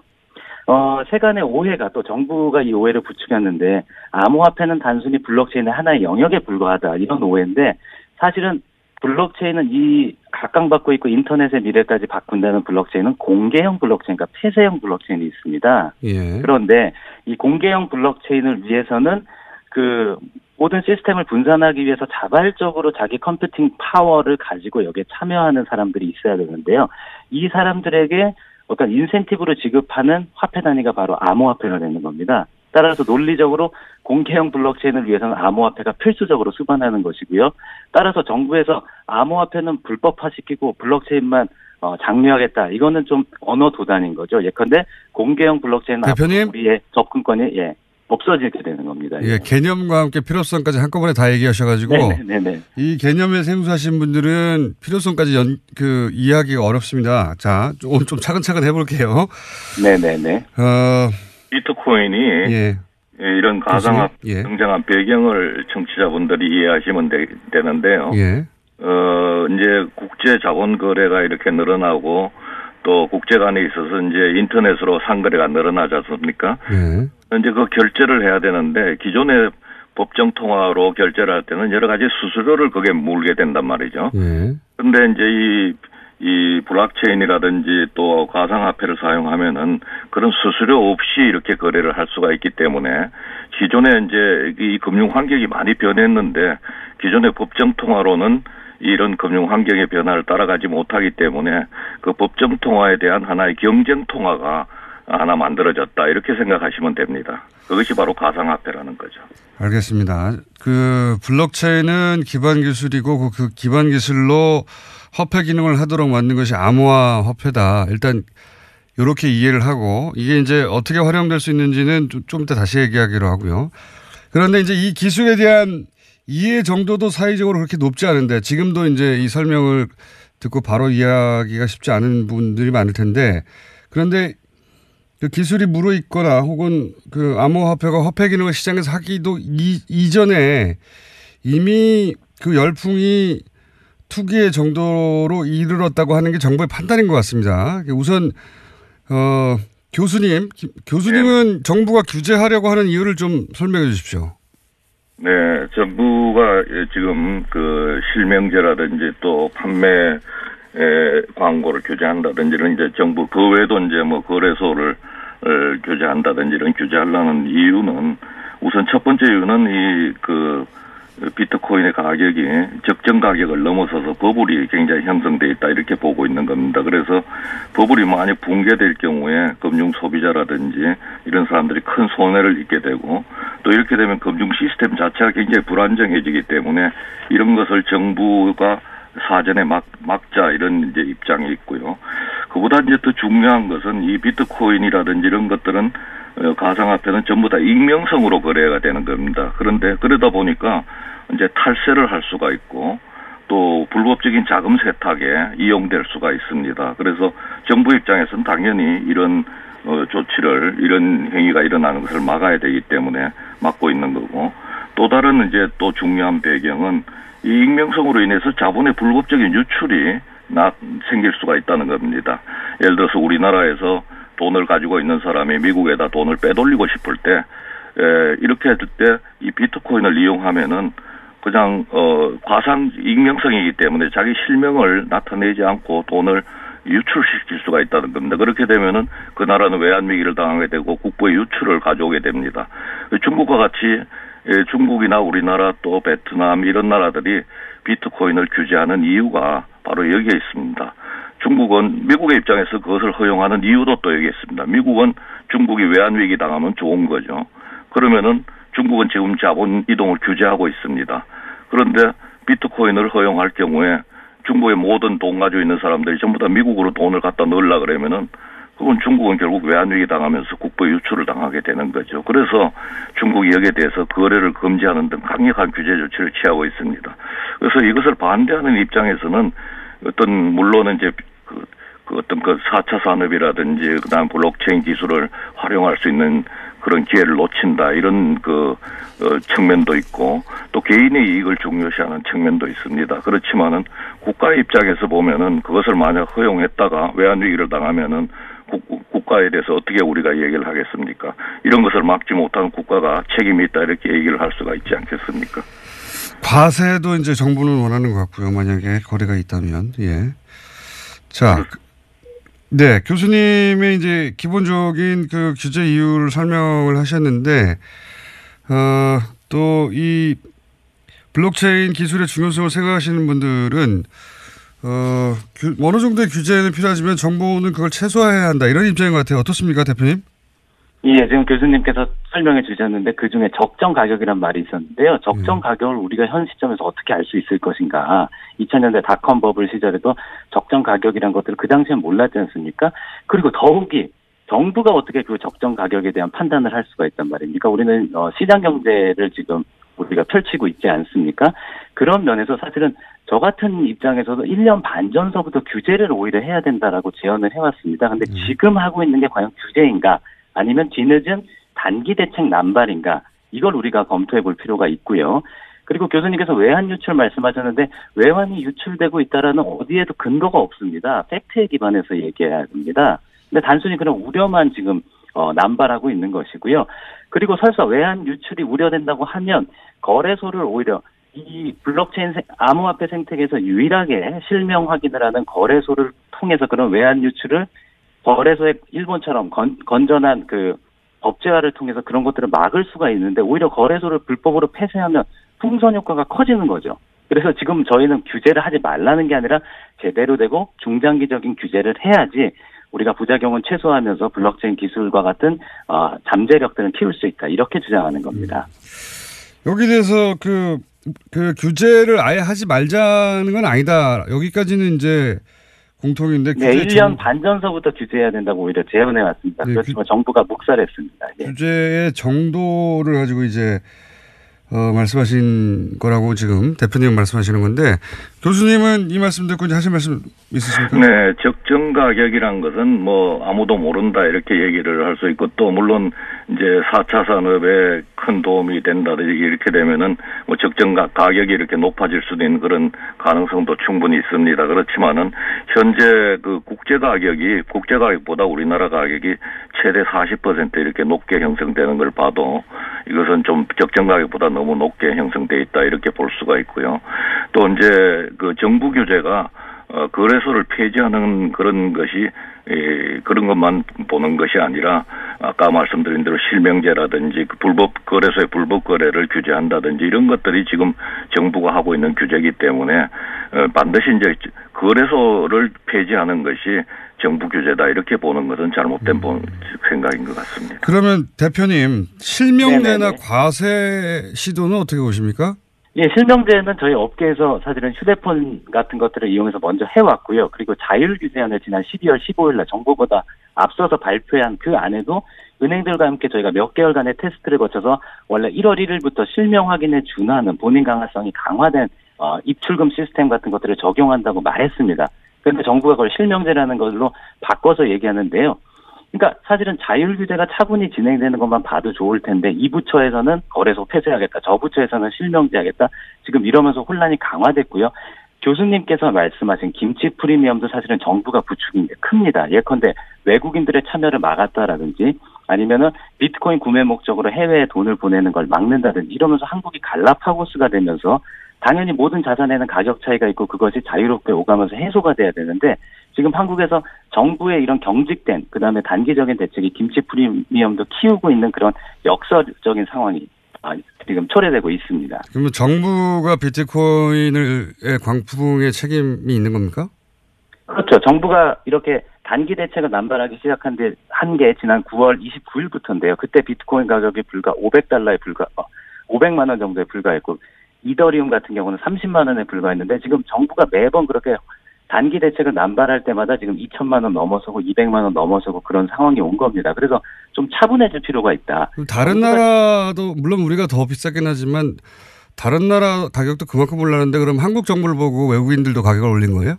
네. 요즘에는 김치 프리미엄이 아까 말씀하신 대로 예전엔 안 그랬는데 40% 50% 가게 된 이후에는 그런 것들도 일조하고 있다라고 보고요. 해외에서 일본과 한국이 오르니까 이것이 후행할 거다 뭐 이러한 예측을 나오면서 피드백 효과가 생겨나고 있습니다. 예. 그 우리 정부가 전 세계 비트가 가격을 올린 겁니까? 그런 면도 없지 않아 있습니다. 한번 차분히 돌아봐야 됩니다. 그래서 좀 더 차분하게 중장기적인 관점을 가져야지 시장의 참여자들도 단기적이고 한탕지에 벗어날 수가 있다라고 봅니다. 처음 듣는 해석인데요. 뭐 우리 정부 지금 현 정부의 비트코인 정책이 뭐 다 잘했다고 말할 수는 없지만 규제의 역설입니다. 규제의 역설 전형적으로요. 예. 그런데 우리 정부가 전 세계 비트코인 가격의 상승을 사실상 기여했다는 건 처음 듣는 해석이라서 교수님 어떻게 보십니까? 네, 정책을 쓸 때는 항상 이제 그 비용과 수익을 생각해서 정책을 쓰게 됩니다. 그래서 물론 이제 비트코인이라든지 이런 가상화폐를 규제하게 되면은 여러 가지 그 문제도 생깁니다. 예를 들면은 뭐 4차 산업 발전을 지연시킨다든지 또 시장에 반한다든지 이런 여러 가지 그 문제가 있습니다. 그렇지만은 또 아까 제가 말씀드린 대로 그 규제를 안 했을 때 여러 가지 또 비용이 존재하게 된단 말이죠. 그 외환 위기를 겪을 수가 있다든지 자본의 불법적인 유출로 국부가 유출된다든지 이런 여러 가지 문제가 생길 수가 있습니다. 그래서 어느 나라든지 그 비용과 수익을 생각해 가지고 이제 정책을 사용하게 되는데 이제 미국이나 일본과 같이 비트코인을 허용하는 나라는 그런 비용이 별로 그래 크지 않다. 그리고 수익이 오히려 더 높다. 이렇게 생각해서 허용하는 거고 그 중국이라든지 한국이라든지 이런 그 자본의 유출로 인해서 외환 위기의 위험이 큰 나라들은 선진국과 또 다른 환경에 있기 때문에 그 규제를 또 하는 것이 훨씬 더 낫다 이렇게 생각하기 때문에 규제를 하는 겁니다. 그래서 물론 이제 이 두 가지를 그 4차 산업 발전시키는 그 블록체인 기술도 발전시키면서 또 시장도 어느 정도 그 돌아가도록 하면서 또 이런 그 외환 위기라든지 이런 걸 겪지 않도록 이렇게 밸런스를 맞춰서 정책을 쓰는 것이 굉장히 중요한데, 그래서 정부에서는 지금 거래소 폐지라든지 이런 것보다는 실명제라든지 거래소에 대한 불법 거래를 규제한다든지 이렇게 점차적인 그런 규제를 강화해서 시장을 정상화시키려고 하고 있다고 저는 생각하고 있습니다. 자, 그 대표님한테 한 가지 더 여쭤보겠습니다. 그럼 지금 네. 이게 정부의 이제 오락가락한 정책이 이런 불확실성을 키우고 또 폭등을 유발시키는 요인 중에 하나라고 말씀하셨는데, 네. 자, 이런 건 어떻습니까? 이 가격 폭등 폭락에 기존의 주식시장처럼 이런 폭등 폭락을 통해서 이득을 보고자 하는 어떤 작전 세력이나 그런 장난도 귀여운 바가 있지 않겠습니까? 예, 저는 그런 것도 있다고 보고요. 그것이 풍선 효과처럼 퍼져나가면서 우리가 흔히 말하는 잡코인이라고 부르는 비트코인, 이더리움 말고 작은 동전주라고도 부르는 그런 데 휩쓸려 다니면서 지금 투기 열풍이 더 거세지고 있는 겁니다. 예. 그러니까 뭐 정부와 그리고 또 그런 세력과 네, 화학작용을 일으키는 거죠. 예, 돈 벌고 싶은 또 개개인의 욕망도 있겠죠, 당연히. 예. 네. 그러면 대표님은 필요한 규제는 어디까지라고 보시는 거예요? 저는 이웃나라 일본처럼 건전성 규제, 정부가 지금 거래소에 여러 문제와 의혹이 있지 않습니까? 그럴수록 등록제를 해서 정말 자격과 요건을 갖춘 거래소들만, 그래서 투명한 거래 시스템이, 그다음에 소비자가 보호되는 그런 시장을 만들어야 되고요. 그 위에서 세금을 걷어야 됩니다. 그러면서 서서 이거는 한 3개월, 6개월 뭐 이런 식의 중장기적인 관점 더 넘어서 1년 정도의 기간을 두고 정부가 일본은 뭐 그런 투기에 대한 우려가 없어서 지금 저러겠습니까? 그래서 우리도 좀 더 중장기적으로 임할 필요가 있다. 그리고 차라리 아까 말씀드렸지만 거래소에 리스팅되는 신규 코인 같은 것들을 잘 관리해야 되고 거래소들이 그것들을 올릴 때 책임 있게 올리게 해야 되고 아까 말씀드린 대로 세금 같은 것들을 걷게 되면 투기가 억제되는 효과가 있을 겁니다. 그래서 중장기적으로 시장을 건전하게 키우는 건전성 규제가 필요하다. 1년 반 전서부터 일관되게 주장해왔습니다. 그러니까 이제 거래소를 양성화하고 법제하자. 그리고 필요하면 과세하자. 그 외에는 정부가 기본 관리만 해라. 이런 요지네요? 네, 맞습니다. 교수님은 어떻게 보십니까? 네, 우선은 정부가 현재 거래 실명제라든지 혹은 거래소의 불법적인 그런 거래를 금지한다든지 혹은 거래소의 기준을 높인다든지 뭐 이런 여러 가지 조치를 취할 필요가 있다 이렇게 생각이 들고요. 만일의 경우에 그런 조치로서 이 버블이 꺼지지 않고 또 계속적으로 이 투기 강풍이 만약 있다고 한다면은 그보다 조금 높은 강도의 규제가 필요하지 않나 이렇게 생각을 합니다. 그래서 우리가 잘 알아야 될 일은 일본이나 미국은 비트코인을 활성화시킴으로 인해서 국익에 도움이 되는 거고 우리나라나 중국의 경우에는 일본이나 미국과 다른 그런 경제 여건 하에 있습니다.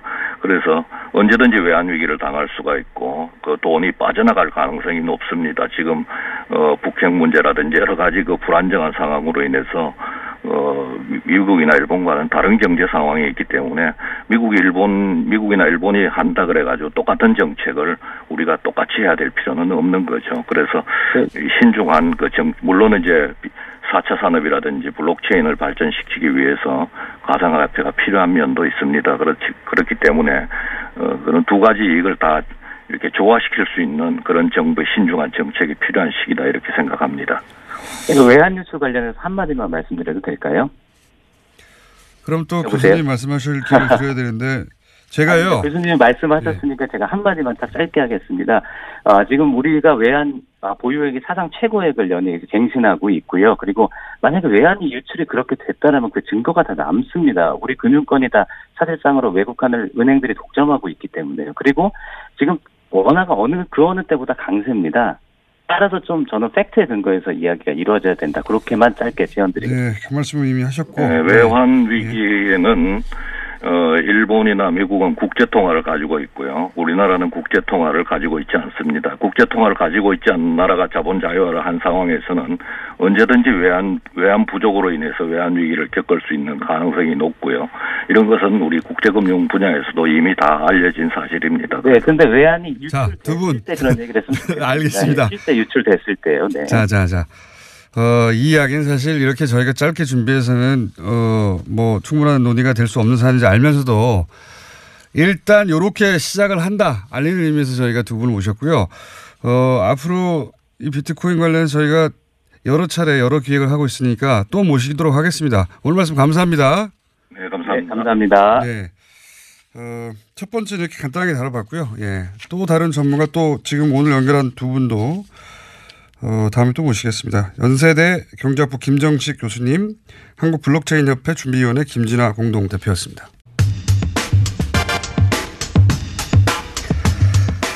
정호영 전 BBK 특검이 기자회견을 열었죠. 예.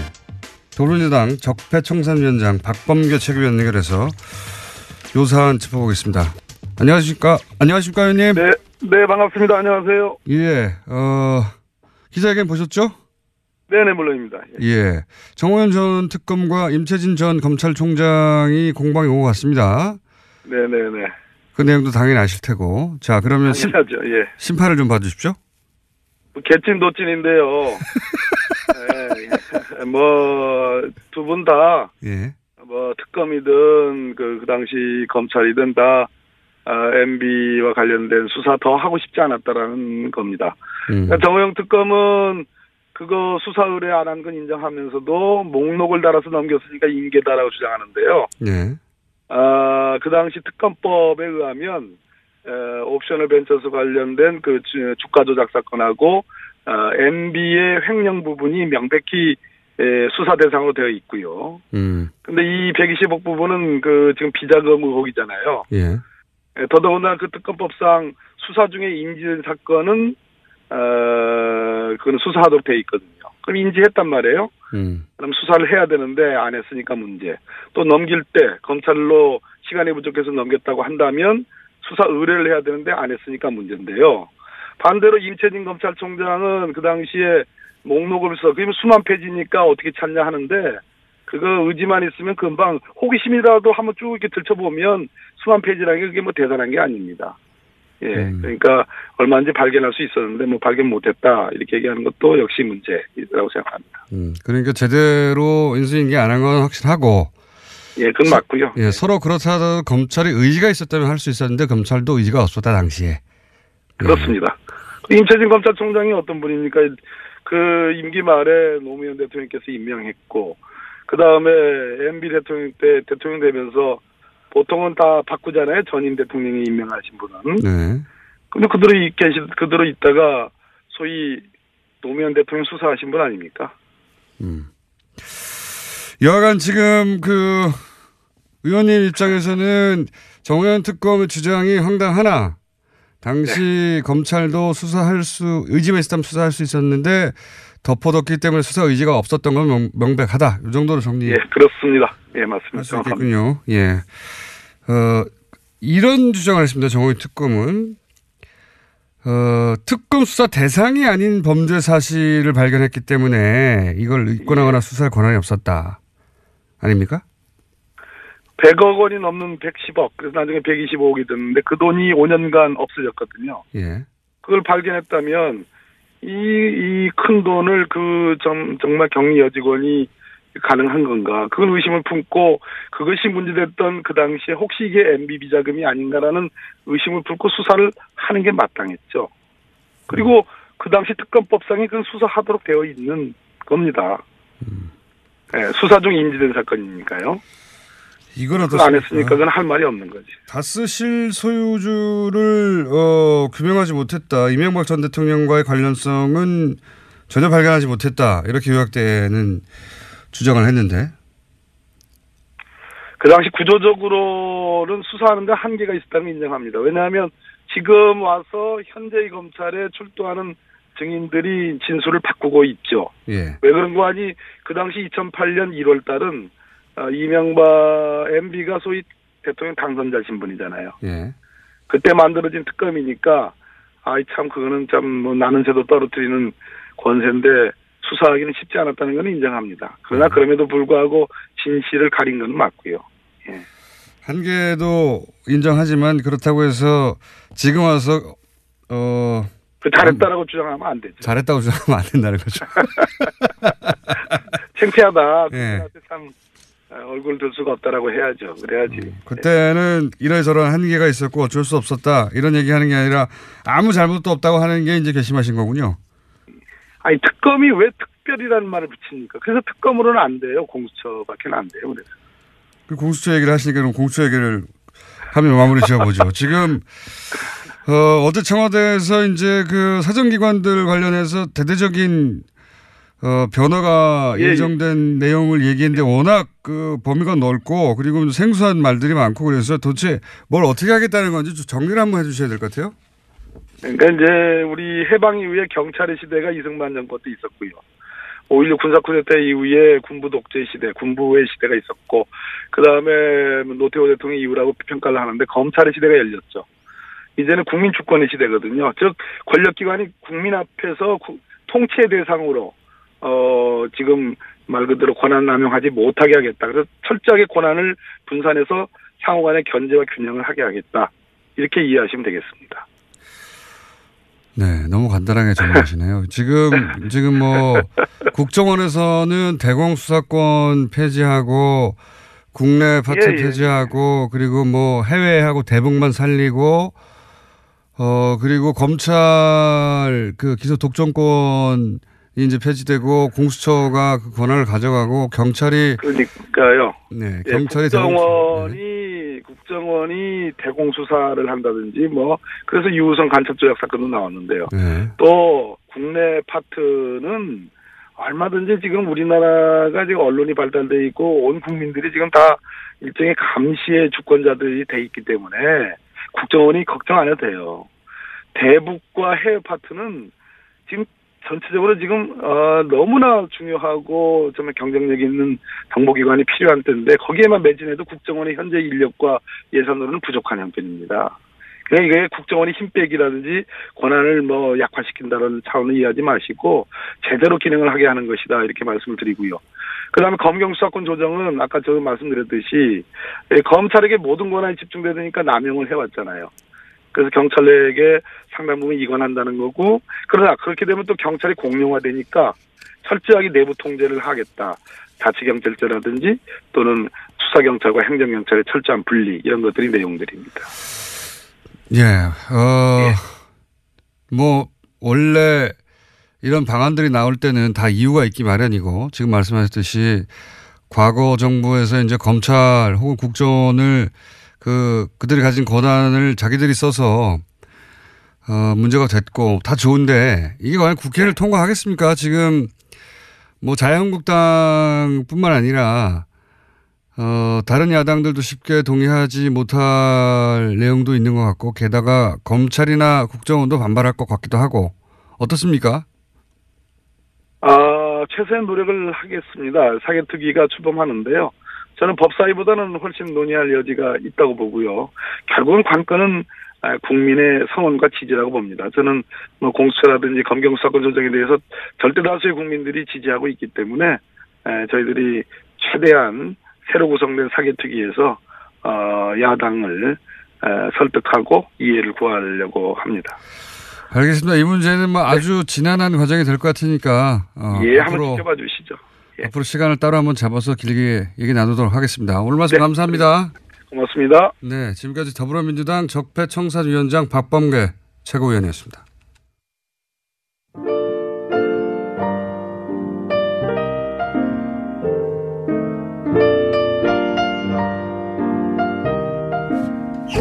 자, 비트코인 관련해서 역시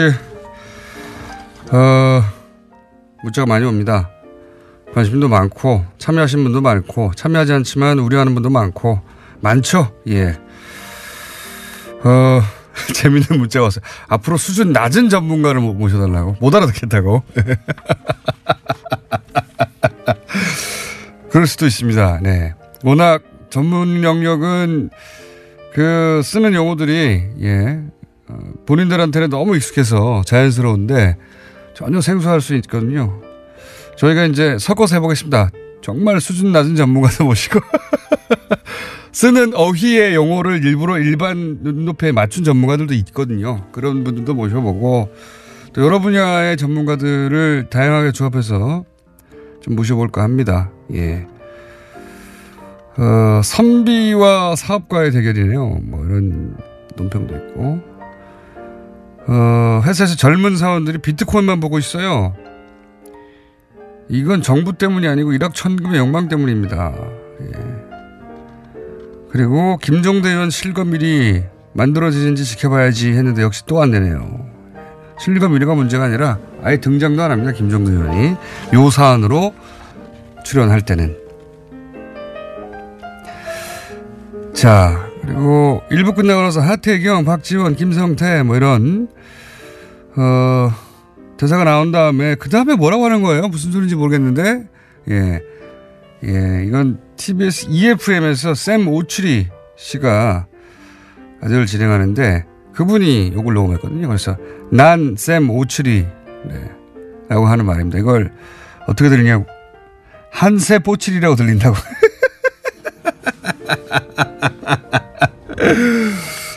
난 샘 오추리라는 말입니다. 저는 천주교 신부인데요. 뉴스공장이 세상 보는 눈을 뜨게 해줬습니다. 안 좋은 쪽으로다가. 네, 신부님 그런 것도 보셔야죠. 여기까지 하겠습니다.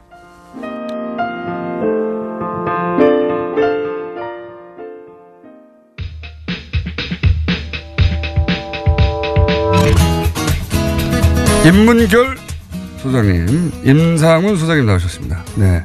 지난번에 방송 다 못하고 남은 부분은 블로그에 와서 들으라고 했더니 듣던가요, 와서? 예, 그 블로그가 아니고 이제 팟캐스트로 만들려고 했던 거고, 녹음은 다 이제 했어요. 그래서 이제 만들어졌는데, 저는 그거 잘 모르거든요, 사실은. 그래서 그걸 이제 만들어주는 실무자가 지난주에 굉장히 아파가지고, 오늘 아마 오늘 안으로 다 올릴 겁니다. 뉴스공장 재하청 공장. 네. 임상훈 공장이 열린다고 합니다. 팟캐스트에. 뉴스 하청 공장을 찾아보시면 될 겁니다. 제목도 아예 뉴스 하청 공장입니까? 네네. 네, 저희가 물건을 주문해놓고 저희가 다 받질 않아가지고 네, 지금 재고가 쌓인 것을 뉴스 하청 공장에서 다 소화한다고 합니다. 예. 방송 듣다가 만약에 끊기면 팟캐스트에서 뉴스 하청 공장 검색하시면 임상훈 소장님 혼자서 얘기하십니까? 또 그럼 남은 거를? 네, 듣는 사람은 말을 안 하고 저만 얘기해요. 말을 좀 같이 하자 그랬더니. 상대방이 있긴 있으나? 네네. 그러니까 몇 명이 청중이 있는데 같이 하자 그랬더니 싫다 그러더라고요. 듣기만 하겠다. 연구소의 직원들입니까? 직원이 아니고 이제 연구원들이죠. 연구원들? 네. 예, 연구원들 앞에 앉혀놓고 병풍이보다 병풍 혼자 하면은 어색하니까. 네. 뉴스 하청공장 잘 되진 않을 거라고 봅니다만. 자, 오늘 주제는 뭡니까? 왜 시작부터 그렇게 말씀하시는데. 자, 오늘 아랍에미리트 연방 아까 김종대 의원 말씀을 많이 하셨죠. 네. 그 관련해서 이야기를 더 해볼까 합니다. 그러니까는 아랍에미리트 연방이 도대체 어떤 나라인데 우리도 모르는 사이에 이렇게 형제국이 됐는가, 어떤 나라인가, 그리고 이제 어떤 나라인가 어떤 개왕, 그 다음에 그럼 과연 이 나라가 우리가 이제 상호 방위 협정 양해각서를 체결해서 군인들을 보내도 될 정도로 어떤 안전한 나라인가, 이제 그런 관련 이야기를 좀 해볼까 합니다. 특히 김태형 전 국방장관은 거기 전쟁도 안 나는 나라인데 그렇죠. 그런 식으로. 그렇게 얘기를 했죠. 때문에. 전쟁도 안 나고 안전한 나라이기 때문에 문제가 없을 것으로 이제 생각했다. 이제 그런 얘기를 했는데 그 관련 이야기를 오늘 좀 드리려고 하는데요. 일단 아랍에미리트 연방을 이야기를 하면은 어떨 때는 대통령이라 그랬다가 이제 최고 국가 원수가 어떨 때는 또 왕이라고 했다가 헷갈리실 겁니다. 이게 그 굉장히 특이한 정치 구조를 가지고 있는 나라인데 그러니까 보통은 대통령제면 대통령제고 뭐 입헌이든 아니면 전제든 간에 군주제면 군주제고 이렇게 되는데 이 나라는 어떻게 된 거냐면은 아랍에미리트 연방이라고 있잖아요. 그러니까 연방 국가라는 얘기죠. 그럼 뭐 어떤 것들이 연방이냐 하면은 바로 그 조그만한 왕국들 우리가 토후국이라고도 부르고 뭐 부정연합 같은 거 그렇죠. 번국이라고 부르는 그래서 이제 북한에서는 아랍에미리트 연방을 아랍 추장국 연방이라고 불러요. 그게 가장 정확한 표현 같은데요. 그렇죠. 의미가 확 와닿죠. 네. 왜냐하면 진짜 7개든가요. 부족들의 결합 아니에요. 7개의 부족들이 연합을 해서 그러니까 북한에서는 이걸 추장국이라고 부르는데 추장 맞죠, 뭐. 의미가 더 와닿는. 부족장이나 뭐 추장이나. 그렇죠. 그러니까 에미리트라는 게 이제 그 뜻입니다. 그래서 에미르가 다스리는 그 제후국 혹은 뭐 추장국 이렇게 해서 이제 에미리트라고 하는데 북한은 보면은.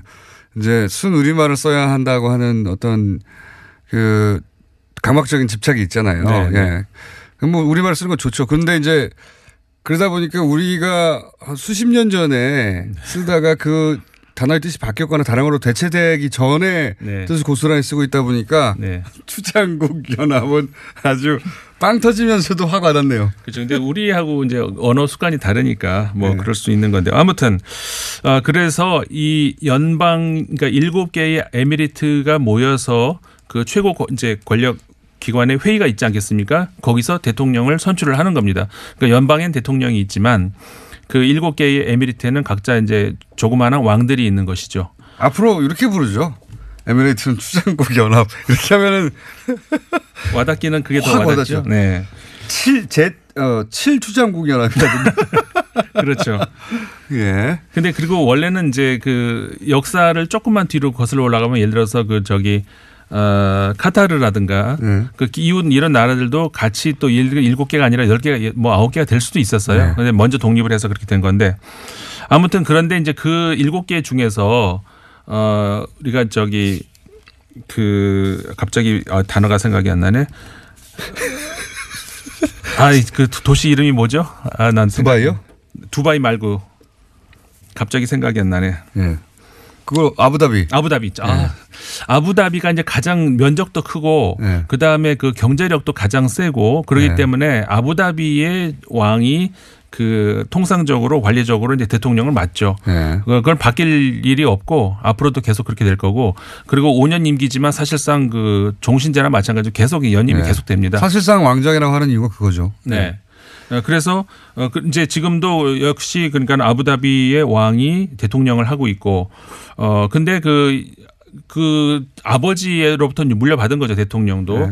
그런데 현재의 그 대통령도 그러니까 아부다비의 왕도 좀 건강이 안 좋아서 그 동생이 그러니까 이복 동생이 대신 뭐라고 할까요? 그 그러니까 세제죠. 왕 세제가 저 대통령으로서의 역할을 사실상 수행을 하고 있는 거죠. 대리하고 있는 겁니까? 네.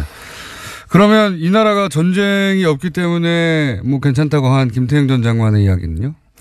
그 지역 상황을 우리가 좀 봐야 되는데 그러니까 아라비아 반도의 그 동쪽에 끝에 있는 나라가 이제 그 아랍에미리트 연방 아니겠습니까? 근데 그 주변을 보면은 그 위쪽으로 이제 카타르가 있고 그 아래쪽으로 이제 오만, 예멘 이렇게 있는데 예멘은 지금 전쟁 중이잖아요. 그렇죠. 그러니까 예멘을 제외하고 나머지 국가들은 걸프의 협력 이사회라고 해가지고 그 뭐라고 할까요? 그 사실 아라비아 국가들은 아라비아 반도에 있는 국가들은 형제 국가처럼 같은 그러니까 이 국가들끼리는 군사 어떤 그 강한 그 걸프 방위군이라고 해가지고 그 방위 그 체가 이제 굳어져 있어요. 그러니까는 이 6나라가 그 안에 들어가 있는데 걸프 협력 이사회 안에 들어가 있는데 그러니까 6나라끼리는 그 중에 한 나라가 외부로부터 침입을 받으면 내 나라가 침입이 받은 것처럼 가서 같이 이제 싸워주는 그런 협력 관계가 있습니다. 그런데 아까 말씀하신 예멘은 빠져 있죠, 거기서. 근데 예멘이 지금 말씀하신 것처럼 그 내전 상태에 있어요, 몇 년째. 그러니까 당연히 예멘에 그 사우디아라비아를 포함을 해서 아랍에미리트 연방도 군대를 보내고 있죠. 이미 분쟁에 관여되어 있네요. 그렇죠. 그래서 실제로 지금 거의 전시라고 볼 수가 있어요. 그리고 지금까지 실제 사망자도 나오고 그러니까 전사자가 나온다는 얘기입니다. 아랍에미리트 연방 소속의 군인들도 지금 작년 기준으로 80명이 넘는 전사자가 나왔어요. 그러니까는 지금 아랍에미리트가 전쟁이 없다? 뭐 안전한 국가다? 그건 아니라는 얘기입니다. 언제든지 그럴 수 있고 사실 그리고 중동은 오랜 세월 불안정해 왔지 않습니까? 네. 정세가. 그리고 실제로 이제 아랍에미리트가 왜 이렇게 이제 군사력을 강화를 하려고 하냐면 인구가 굉장히 적어요, 거기가. 그렇죠. 그래가지고 이제 사실상 그 900만 명이 인구인데 100만 명 정도만 아랍에미리트 연방 국민이고 나머지는 그 외부에서 들어온 외국인들이에요, 전부 다. 그러니까 이제 인구도 부족하고 그러니까 당연히 군인들도 부족하고 그러다 보니까 외부로부터 수혈을 많이 돈은 있으니까 수혈을 많이 했는데 안보의 위협을 느끼면서 이제 징병제로 이제 원래는 모병제인데 징병제로 바꾼 나라거든요. 그러면서 군인 그러니까 주로 미국 프랑스 이런 나라들로부터 군사적인 이제 원조라든가 그런 그 지원을 많이 받고 있죠. 근데 실제 우리나라가 원전을 놓고 이제 경쟁을 했었다는 프랑스의 경우도 그 아랍에미리트 연방에 군사 협력을 하고 있습니다. 실제로 하고는 있어요. 그러니까는 군사적인 원조를 하고 있는데 프랑스하고 우리나라하고는 다르죠. 거기는 징병제 국가가 아니고 모병제 국가고 예를 들어 그러니까 한마디로 얘기하면 이런 거죠. 우리는 우리가 원하지 않아도 의무적으로 군대를 가야 되는 나라 아니겠습니까? 그런 나라고 프랑스는 원하지 않아도 전쟁이 나면 글로 가야 된다는 얘기죠. 그런데 프랑스는 그런 나라가 아니에요. 모병제를 실시하고 있는 나라이기 때문에 그거는 뭐 자기가 원해서 가는 그런 나라고 그걸 같이 비교를 할 수가 게다가 없는 뭐 거죠. 자동 개입 조항이 있었는지 없었는지 프랑스에 요구했는지 아닌지 모르겠지만 그걸 하더라도 몰래 하진 않았겠죠. 그러니까 프랑스는 다 공개가 돼 있어요 지금. 미국도 공개가 돼 있고. 임상훈 소장이었습니다. 감사합니다. 네, 나머지 이야기는 팟캐스트에서 이어가겠습니다. 감사합니다. 안녕. 수사다. 원세훈 전 원장 수사 과정에서 드러난 건가요 혹시? 아 그렇습니다. 원세훈 전 국정원장이 특수활동비를 용도에 맡겨 쓰지 않았습니다. 그리고 특별히 해외에 이렇게 해외에 가져다 놓은 돈도 있고요. 그리고 자기 관사도 아닙니다. 특별한 시설을 관사로 쓰면서 이렇게 유용한 돈도 있고 이렇게 몇 가지 부분이 그 특수활동비를 유용한 그 장면들이 포착됐는데요. 그 특수활동비를 쫓다가 이번에 그 40년 집사죠. 그 이명박 전 대통령의 집사, 그러니까 금고지기와 그리고 그 옆에 있던 사람, 굉장히 중요한 사람입니다. 민정비서관을 지냈습니다. 검찰 간부를 하다 민정비서관을 지냈고, 그리고 민간인 사찰에 직접적으로 개입했던 그 분의 그 특수활동비 유용 정황이 드러난 겁니다. 근데 이제 지금 보도되기로는 김백준 씨는 특활비를 받았다는 것도 그리고 이명박 전 대통령과의 연관도 다 부인하고 있는데 검찰이 구속영장을 청구했다는 건 자신이 있다는 얘기인데 입증이 탄탄합니까? 네, 이명박 대통령과 김백준 그 전 총무기획관 이 분 간의 그 관계는 어떻게 말해야 되나? 지갑을 관리하던 사람입니다. 장부를 관리하던 사람이고 그리고 그 굉장히 중요한 사람이기 때문에 이게 섣불리 이렇게 그 영장을 칠 수 없습니다. 그런데 전 국정원장 그러니까 김성호, 원세훈 그러니까 이명박 대통령 개인 시절에 국정원장을 지냈던 그런 분들과 그리고 그 주변 사람들에 대한 그 조사가 다 끝났습니다. 한 번이 아니라 여러 차례였습니다. 그러니까 박근혜 전 대통령의 특수활동비를 수사할 때 정호성, 안봉근, 이재만 이런 식으로 그 금고지기들에 대한 그 특수활동비 수사가 되면서 이렇게 진행됐지 않습니까? 그래, 거기하고 거의 비슷하다고 생각하면 되는데, 그러니까 이미 수사는 다 끝나고, 완벽하게, 증명할 수 있는 부분까지 갔다고 이렇게 보셔도 됩니다. 그러면 당연히 이 특활비 쪽은 다음 수사 대상은 이명박 전 대통령으로 봐야 되겠군요. 네, 이명박 대통령을 지금 당장 구속해도 될 만하다고 저는 거기까지 보고 있는데 수사하는 분들은 어떻게 생각할지 모르겠습니다. 그런데 다음 대상은 이제는 이제 이명박 전 대통령 차례입니다. 수사 대상이 그렇다. 그렇군요. 현재 이제 그 얘기 나와서 하는 얘기는 현재 이 특활비 외에 전체적으로 이명박 전 대통령 수사 방향성은 몇 갈래로 지금 진행되고 있습니까? 이명박 전 대통령의 그 범죄 혐의는 크고 많아서요. 굉장히 많습니다. 일단 하나하나 좀 따져보자면 김관진 전 국방부 장관 구속과 함께 그 군 사이버사의 정치 선거 개입이 있었습니다. 크고 무겁고 중요한 범죄인데 이 부분도 진행되고 있고요. 거의 많이 왔습니다. 그리고 두 번째로는 원세훈 그 전 국정원장을 비롯한 댓글 수사가 있었죠. 댓글 수사는 별로 이제 특활비가 나오면서 하찮아졌습니다. 어찌 보면. 그리고 근데 특수활동비 수사가 굉장히 많이 진척됐고 그 부분 하나로만도 굉장히 바로 구속이 될 만한 그런 중대한 범죄입니다. 이 부분 말고 롯데월드 특혜, 롯데월드 제2롯데월드 특혜 건립 과정에 군 활주로를 3도 틀면서까지 이렇게 허가를 내주었지 않습니까? 그 부분이 있고요. 그 다음에는 다스에 관한 그 실소유주 의혹이 있습니다. 근데 다스에 대한 수사가 많이 진전됐는데, 다스가 이명박 전 대통령의 소유라는 게 거의 입증되고 있습니다. 입증되고 있는 증거가 많이 쏟아진 데다가, 전직 다스 임원들이 이명박 대통령과의 관계에 대해서 얘기를 하고 있어서 이 부분도 굉장히 곤혹스러운 처지입니다. 이명박, 이시영 씨에게. 그리고는, 또 뭐가 있죠? 더 있어요. 또 있습니다. 그리고 국세청에서 다스에서 빼돌린 해외 비자금에 대한 큰 덩어리를 발견하고 지금 쫓고 있습니다. 530여 건의 해외 매출 적자권. 그러니까 납품을 하고 돈을 받았는데 다스로 들어오지 않고 돈이 사라진 경우가 많습니다. 그래서 이 부분이 페이퍼 컴퍼니로 이렇게 사라진 것을 보고 국세청에서도 쫓고 있어서 이명박 대통령은 5갈래 이상에서 지금 계속해서 쫓기고 있는 형편입니다.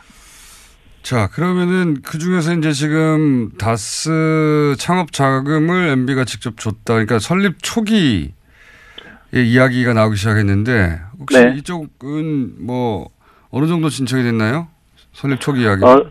수사가 진척이 어느 정도 됐는지는 잘 모르겠습니다. 그런데 다스 설립 자금 저는 4억 2천만 원으로 파악. 김성호 전 사장이 불려 나오겠군요. 예, 김성호 전 사장은 현대에서 함께 온 현대 출신으로 BBK라든가 주요 뭐 지금 120억이라든가 주요 현안들을 정확하게 알고 있을 수밖에 없는 자리에 있었던 전 사장입니다. 다스에.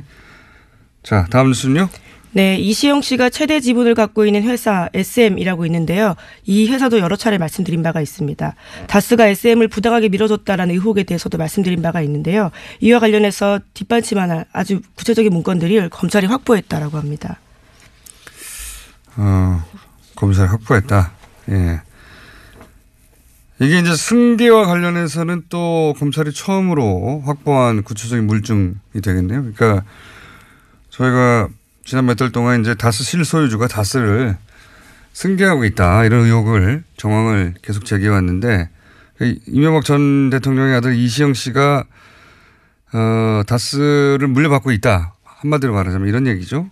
그런 의혹인데 이게 지금 밝혀진 바로는 현재 물증을 확보했다고 하는 게 다스의 설비하고 인력을 이시영 씨 회사 SM 지원했다 이러는 거죠. 예. 네, 그런 문건들이 발견됐다라는 겁니다. 이명박 전 대통령이나 아들 이시영 씨는 다스 한 주도 없거든요. 한 주도 없는데 다스와 설비의 인력을 이시영 씨 개인 회사 세우는데 지원해줬다 하는 문건이 나왔다는 거죠. 예. 사실 이럴 경우 다스는 이시영 씨를 업무상 배임으로 고소해야 됩니다. 왜냐하면 주식도 하나도 없는 주인도 아닌 이시영 씨가 회사의 자원을 자기 회사 세우는 데 썼다는 얘기거든요. 그럼 배임으로 고소해야 되는데 왜 고소하지 않느냐. 아버지가 실소유주이기 때문에 그렇게 이해하면 간단하게 이해가 되는 정황이 나온 거죠. 예. 자, 다음 순 뭡니까? 네, 법원이 지난 12일에 박근혜 전 대통령의 재산을 동결했습니다. 여기에는 유영하 변호사에게 맡긴 1억 원짜리 수표 30장도 있는데요. 그런데 유영하 변호사가 법원의 재산 동결 결정 이전에 이 돈을 다시 박근혜 전 대통령 계좌에 송금했다라고 합니다. 그렇군요. 아마 이제 뭐 범죄 수익 은닉을 도와주는 거 아니냐 뭐 이렇게 해서 게다가 이제 변호사들이 그거 변호사한테 안 줬잖아 막 항의하고 하니까 변호사 표도 났을 것 같으니까 이제 이렇게 돌려줬겠죠. 예, 게다가 TV조선에 따르면요. 관련된 추가 돈을 찾기 위해서 집안을 뒤지는 것을 막기 위한 우려가 아닌가라는 것도 있습니다. 아, 그럴 수도 있겠네요. 자, 하나 정도 더 하고 끝내야 될 것 같습니다. 네, 금융당국이 가상화폐 거래 실명 전환을 거부하면 입금을 아예 못하게 막겠다는 방침을 세웠습니다. 금융위가 이런 실명 확인 조치에 응하지 않을 경우 기존 가상 계좌에 불이익을 줄 거다라고도 밝혔습니다. 그렇군요. 비트코인 관련 규제책 중에 하나로 나온 건데 저희가 오늘 이 비트코인 관련 뭐 천만 양론을 3부에서 좀 들어보기로 할 텐데 근데 이제 이 블록체인 뭐 이런 기술을 이해하지 못하면서 비트코인에 대해서 얘기하는 것은 뭘 모르고 하는 소리다 이렇게 치부하는 경향이 좀 있어요. 근데 사실 그렇지 않아요. 블록체인이라는 기술 자체는 물론 훌륭한 기술이고 예. 미래적 가치가 당연히 있습니다. 근데 지금 이런 난리, 예? 강풍 이거는 기술이 너무 훌륭해서 벌어진 일이 아니거든요. 이건 사람의 욕망 때문에 벌어진 일이에요. 예. 기술은 복잡해도 욕망은 간단합니다.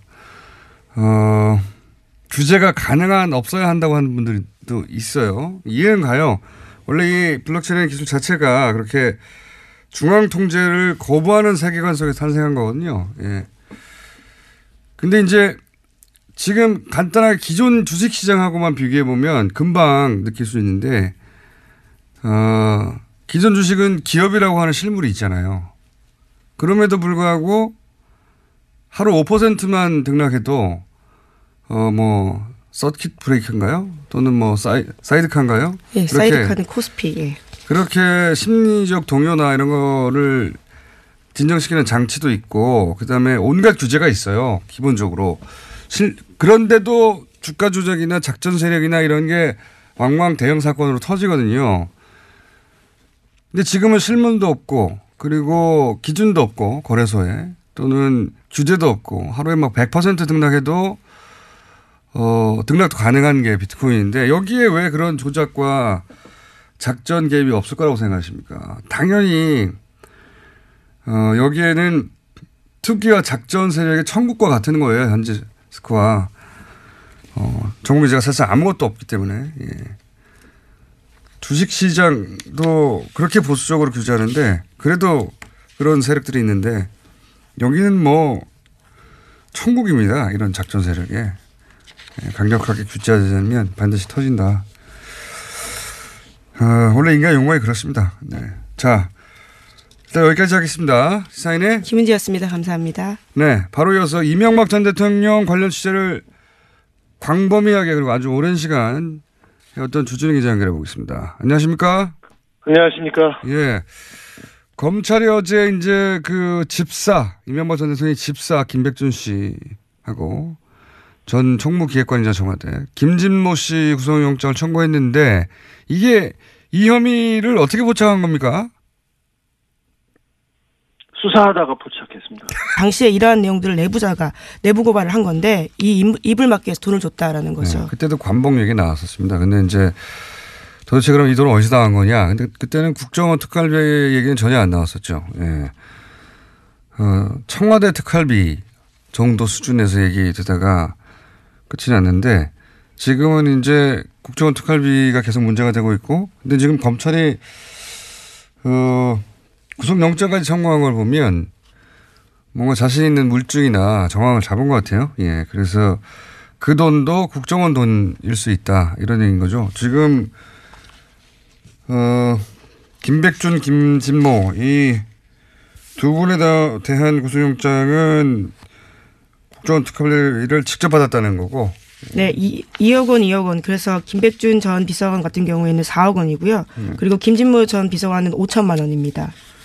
그리고 예, 김백준 전 기획관요. 만약에 돈 받은 정황 혹은 물증이 구체적이고 확실하게만 하다면 구속영장이 발부되겠죠, 이번에도.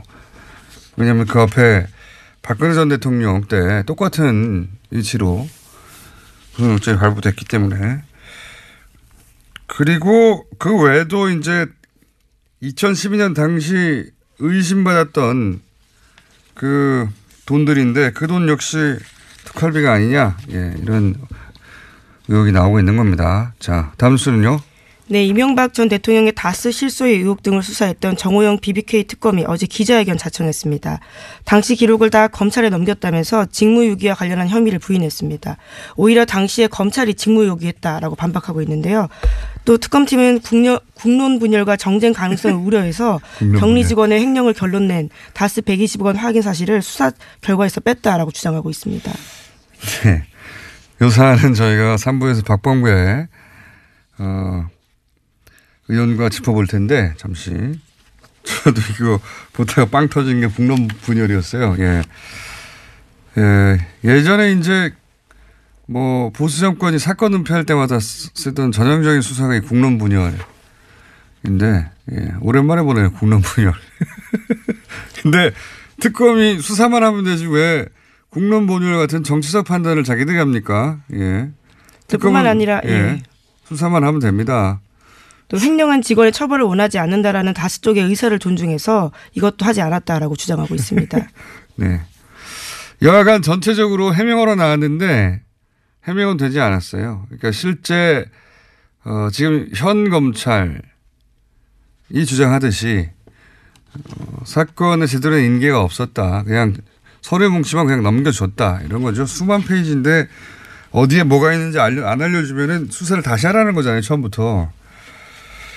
어쨌든 본인들의 주장이 아니라 지금 현 검찰의 주장이 맞는 걸로 드러난 기자회견을 왜 했는지 모르겠어요. 예. 어쨌든 요 사안은 박범계 의원과 좀 자세히 짚어보겠습니다. 자, 다음 순요. 네, 다스는 누구 겁니까와 관련된 중요한 인물이 처남 김재정 씨입니다. 이명박 전 대통령의 처남인데요. 재산관리인으로 지목받은 바 있습니다. 김재정 씨가 사망했을 당시에 다스의 최대 주주였는데요. 당시 비상장 주식으로 상속세 냈다라는 사실은 여러 차례 말씀드린 바가 있습니다. 그런데 이와 관련해서 조건이 굉장히 까다로웠는데 이러한 사실들에 대해서 어제 다시 SBS가 보도했습니다. 아하, 이건 말이죠. 저희가 툭하면 이거 몇 개월 전에 우리가 한 거라고 잘난 척 하는데, 이거는 제가 7년 전에 한 이야기입니다. 7년 전에 처음 이 문제가 최초로 불거졌을 때, 당시 제가, 나는 꼼수다라는 방송을 하고 있었거든요. 네. 그때, 이것은 나중에 저가로 재매입하려는 시나리오다. 라고 제가 문제 제기해서 그게 들켜서 그때 못했어요. 그래서 지금까지 남아있는 겁니다, 이게. 예. 애초에 저가로 재매입할 시나리오 때문에 이렇게 물납을 했다. 예. 그러니까 예를 들어 상수가 100만 원이에요. 근데 비상장 주식을 100만 원어치를 냈어요. 근데 이 가격을 너무 비싸게 책정해서 사람들이 아무도 안 사게 해요, 처음엔. 그럼 점점점 가격이 떨어져 갈 텐데 그럼 관심도 떨어지겠죠? 나중에 한 50만 원이 됐어요. 그러면 주식으로 냈고 결국 나중에 50만 원 떨어지면 50만 원을 주고 되사면 결국은 상속세를 50만 원밖에 안 낸 게 되는 거죠. 예. 그런 꼼수가 숨어 있을 것이다. 라고 제가 주장했던 바가 있습니다. 네. 네, 유족에겐 불리하고 다스에겐 유리한 상황. 계속해서 반복되고 있는 거죠. 예. 여기는 뭐 꼼수가 넘쳐나니까요. 자, 다음 수는요. 네, 또 검찰이 최근 다스를 설립할 당시에 사용된 창업자금 수억 원을 이명박 전 대통령이 직접 줬다라는 핵심 관계자의 증언을 확보했다라고 합니다. 창업자금을 낸 인물은 다스 설립을 주도한 실제 주인일 가능성이 높은데요. 이 관계자는 다스 설립 초기부터 핵심 인력으로 일하면서 내부 사정에 정통한 인물이라고 합니다. 아, 그렇군요. 요 사안도 추진우 기자하고 추진우 기자 워낙 다스 혹은 이명박 전 대통령 관련 취재 오래 해왔으니까 좀 자세히 보기로 하겠습니다. 이런 류의 증언은 처음 나온 거네요. 예. 설립 자금을 냈다. 설립 자금을 낸 사람이 주인이죠. 예, 당시는 대부기공이란 이름이었는데 그렇죠. 창업 자금을 댔다라는 겁니다. 알겠습니다. 그러면 당연히 안녕하세요. 김호준입니다.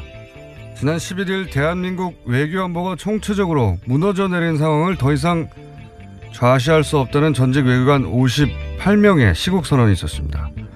한미 동맹 약화 행위, 종북 행각을 중단하고 위안부 합의를 준수하고 강경화 장관은 사퇴하라 주장의 요지입니다. 이들 중 17명은 박근혜 전 대통령 탄핵 정국 당시 김정은 추종 세력이 탄핵을 기획했다며 태극기 집회에 참여했고, 또 39명은 북한과 연방을 획책하는 세력에 나라를 맡길 수 없다며 자유한국당 지지를 선언했었습니다. 그리고 이들은 민간인을 재공간에 임명하는 것은 외교를 망치는 일이라고 현 정부를 비난했는데, 이명박 정부 시절 미국 영주권자이자 BBK 변호사였던 김재수 씨가 LA 총영사에 임명돼 현직 외교관으로 BBK 사건을 계속 관리했을 때는 침묵했었죠. 최순실이 개입한 삼성 출신 민간인의 미얀마 대사 임명 때도 마찬가지였습니다. 전직 외교관들도 당연히 자연인으로 정치적 입장을 가질 수 있고 성명도 낼 수 있습니다. 그러니까 이런 분들의 성명은 외교 전문가로서가 아니라 정치적 입장을 가진 정치 집단으로서의 정치적 주장인 겁니다. 그러나 지난주 포털에 떠있던 이분들 성명기사 어디에도 이분들의 그런 정치성을 가늠할 그 어떤 정보도 없었습니다. 가짜뉴스가 가짜만 전달한다고 가짜가 아닙니다. 반드시 함께 판단할 정보를 의도적으로 빼버리는 것도 가짜뉴스인 거죠. 김호준 생각이었습니다.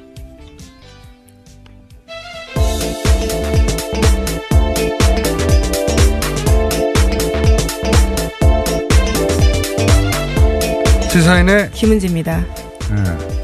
저는 이게 굉장히 중요한 사례라고 생각돼서 다시 언급을 하는데 며칠 지났지만, 그 예전에 그 김관진 임관빈 석방 때 비난 여론이 높으니까 법과 대학 교수들로부터 저희가 확인해 보니까 명시적 동의를 한 명도 받지 않았어요. 받지 않고 사법부 비난하지 말라고 그런 성명서를 냈던 전국 법과대학 교수의 성명 있었지 않습니까? 예. 그것과 같은 수법이라고 저는 보는 겁니다. 그러니까, 외교관들이 이제 성명을 낸 외교관들 성향은, 너무나 확연하거든요. 대단히. 그래서 네. 이런 기사를 낼 거면 마지막에 한두 줄이라도 한편이들은 탄핵은 기획된 거라고 태극기 집회에 참여한 바 있다. 이렇게 한 줄이라도 써 넣어줘야 되는 겁니다. 예. 네, CBS 노컷뉴스에서 뒤늦게 보도가 나왔는데요. 3분의 2가 극우진영 활동했다라는 게 있었습니다. 그러니까 대부분이 해보니까 이걸 따지는 것이 CBS 노컷뉴스밖에 없었다는 게 저는 말이 안 된다고 생각되는 것이, 그런 정보가 빠지면 이 주장의 진짜 의도, 배후가 숨겨지는 거죠. 예. 이 미디어 생리를 알면 이거 굉장히 수상쩍은 겁니다. 왜냐하면은 주장에 위안부 합의를 준수하라 이런 게 써 있어요. 이것만 봐도 기자는 바로 알거든요. 그 정치적 성향을. 그런데 그렇게 굉장히 그 한쪽으로 편향된 정치적으로 그런 집단이 성명을 냈는데, 마치 그런 내용을 빼버리면 외교관들이 가치 중립적으로 전문가로서 지금 외교가 엉망이 되고 있으니까 걱정이 돼서 직접 나섰다, 이런 효과만 주는 거거든요.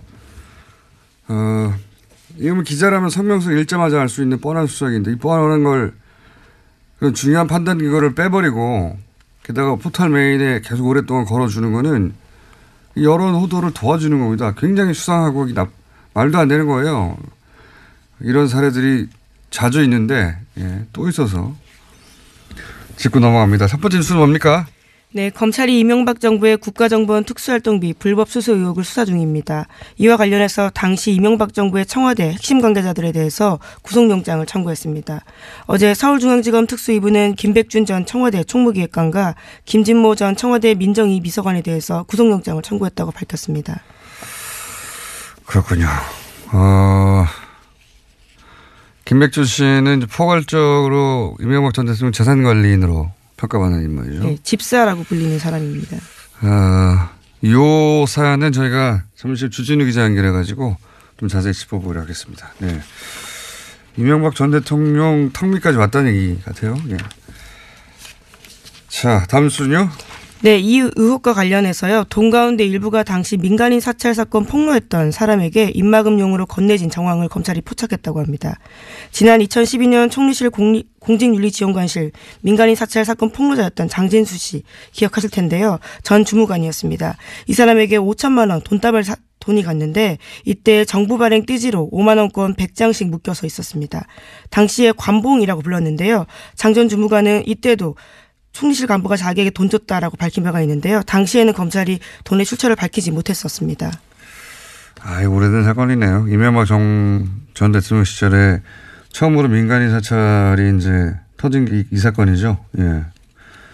공직윤리지원관실에서 민간인 사찰. 네, 김종익 씨라고요. 민간인을 사찰했습니다. 근데 하고 있었는데요.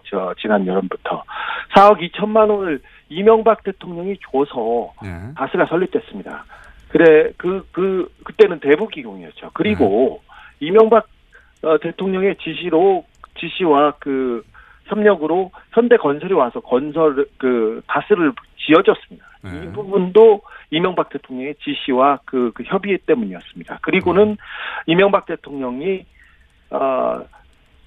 국회의원 시절에는 의원회관에서 지시를 했고요. 그 다음에 서울시장 시절에는 서울시장 집무실 공관에서 지시를 했습니다. 대통령이 되고 나선, 대통령이 되고서는 안가에서 했다는 얘기는 또 지난번에 나왔었죠. 그리고 계속해서 다스에 대한 그 보고를 받고 지시를 내린 것으로 저는 보고 있습니다. 그런데 이 부분에 대한 수사도 굉장히 많이 진척된 것으로 알고 있습니다. 김성우 전 사장, 권승호 전 전무가 핵심으로 이 다스의 골격을 세우고 이끌어온 사람들인데요. 그 사람들이 계속해서 검찰에 왔고요. 그 다른 사람들도 다수 관련자들이 와가지고 그 이명박 전 대통령을 실소유주로 지목하고 있습니다. 마지막으로 한 가지만 더 물어보자면 김성우 전 다스 사장이 이제 키맨으로 알려졌는데 혹시 2008년 때는 이제 모든 의혹을 부인했었는데 최근에 심경의 변화가 있습니까 혹시? 심경의 변화가 많습니다. 그래서 이명박 대통령과 같이 일을 했던 사람들이 그 심경의 변화가 다 있었어요. 그래서 아까 군사이버사 얘기했었습니다. 김관진 전 장관이 적나라하게 다 얘기했습니다. 그리고 국정원 특활비나 국정원 관련된 얘기도 원세훈 전 원장은 이명박 전 대통령의 최측근이었지 않습니까? 4년 2개월 동안 국정원장을 했고 이분이 또 열심히 얘기했어요. 너무 많은 얘기를 하셨어요. 그리고 다수 관련자 김성우 사장도 지금 처음부터 끝까지 얘기하고 있는 형편입니다. 그래서 이 수사는 완벽하게 다른 국면에 접어들었다고 볼 수 있습니다. 알겠습니다. 여기까지 듣겠습니다. 감사합니다. 네. 네, 지금까지 시사인의 주준희 기자였습니다.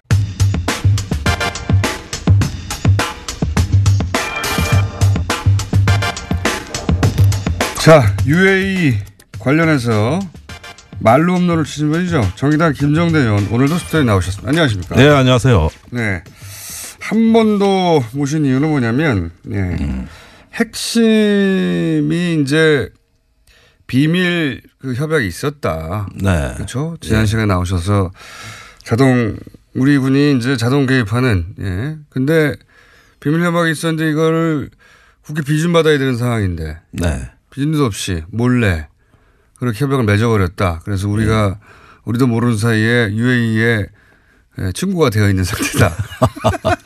아니 그러니까 양가 부모 모르게 저기 남녀가 8년 전에 비밀 결혼을 했다 이겁니다. 호적까지 다 올렸대요. 거기에다 자식까지 낳았다는데 그러면은 저기 나중에 이 사실을 알게 된 부모가 그 결혼의 잘잘못을 따지겠습니까? 몰래 했다는 그 자체가 충격이지.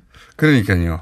아니 이런 어떤 더군다나 기독교 장로이신 전 이명박 대통령께서 왜 이슬람하고 형제국이 되고 결혼을 하시냐고요.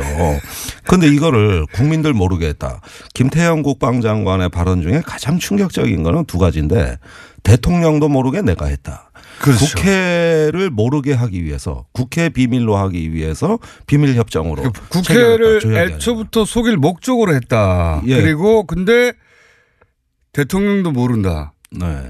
그 앞부분은 지난 시간에 많이 얘기했습니다. 그러니까 국회를 속일 목적으로 하였고 그다음에 이게 말도 안 된다는 얘기 많이 했는데 그럼 이 충격적인 거를 굳이 대통령은 모른다라고 국방장관이 얘기를 하고 인터뷰를 끝냈어요. 예. 이게 말이 되느냐 이거죠. 이 대목을 지난 시간에 못 돌았는데 제 답변은 예. 이게 나라냐. 이게 나라냐. 아니 헌법 74조 대통령은 국군을 통수한다. 자기 부하들이 사지에 갈지 아니면 목숨을 걸게 될지 위험한 임무를 하는 걸 최고사령관이 대통령이 책임져라 이 얘기입니다. 국군 통수권자라는 의미는 그거예요. 다른 건 몰라도 병권을 잡은 최고 권력자는 적어도 군사에 관한 사항은 철저하게 감독할 최종 책임자입니다. 그런데 대통령 모르게 국방장관이 임의로 했다. 헌법에 국방장관이 뭐 국군 통수권자도 아니고 잠시 위임을 받아서 대리하는 자인데 이런 어떤 그 국기문란 행위 반헌법적인 거. 구테타죠, 구테타. 예. 아니 이게 뭡니까 도대체. 대통령 모르게 군대를 빼낸 건 구테타죠. 국군 지휘 계통이 문란해졌다는 얘기인데 네. 이건 나라도 아니에요. 당시에 또 안보가 얼마나 어려웠습니까? 2009년, 10년. 생각해 보면 만약에 뭐 물론 이걸 사실이 아니라고 생각하지만 사실 100번 양보의 사실이라고 하면 정말 황당한 주장을 하고 있는 거예요. 아, 나 그 대통령이 몰래 했어. 막 이런 거잖아요. 아니, 내가 몰래 벌어진다고 했어. 이거 아니에요. 예. 자랑할 일도 아니고. 예. 아, 이거는 저는 그렇게 생각합니다. 아니, 지금 이 뭐 원전 수출 또 이거 저 양해각서 체결한 게 잘 됐다 못 됐다 문제가 아니라 헌법과 국가의 품격을 안중에도 없이 이건 뭐 국가 이익 되는 건데 좀 했는데 어때 이러듯이 집 밟아버리는 저는 이 헌법이 이 나라에 살아있다면 정말 이래서 탄핵당했구나 이분들이 저는 개탄을 금할 수가 없어요. 거기까지는 이제 의원님 저도 할 수 있는 얘기고요. 이제 의원님만 하실 수 있는 얘기. 의원님만 하실 수 있는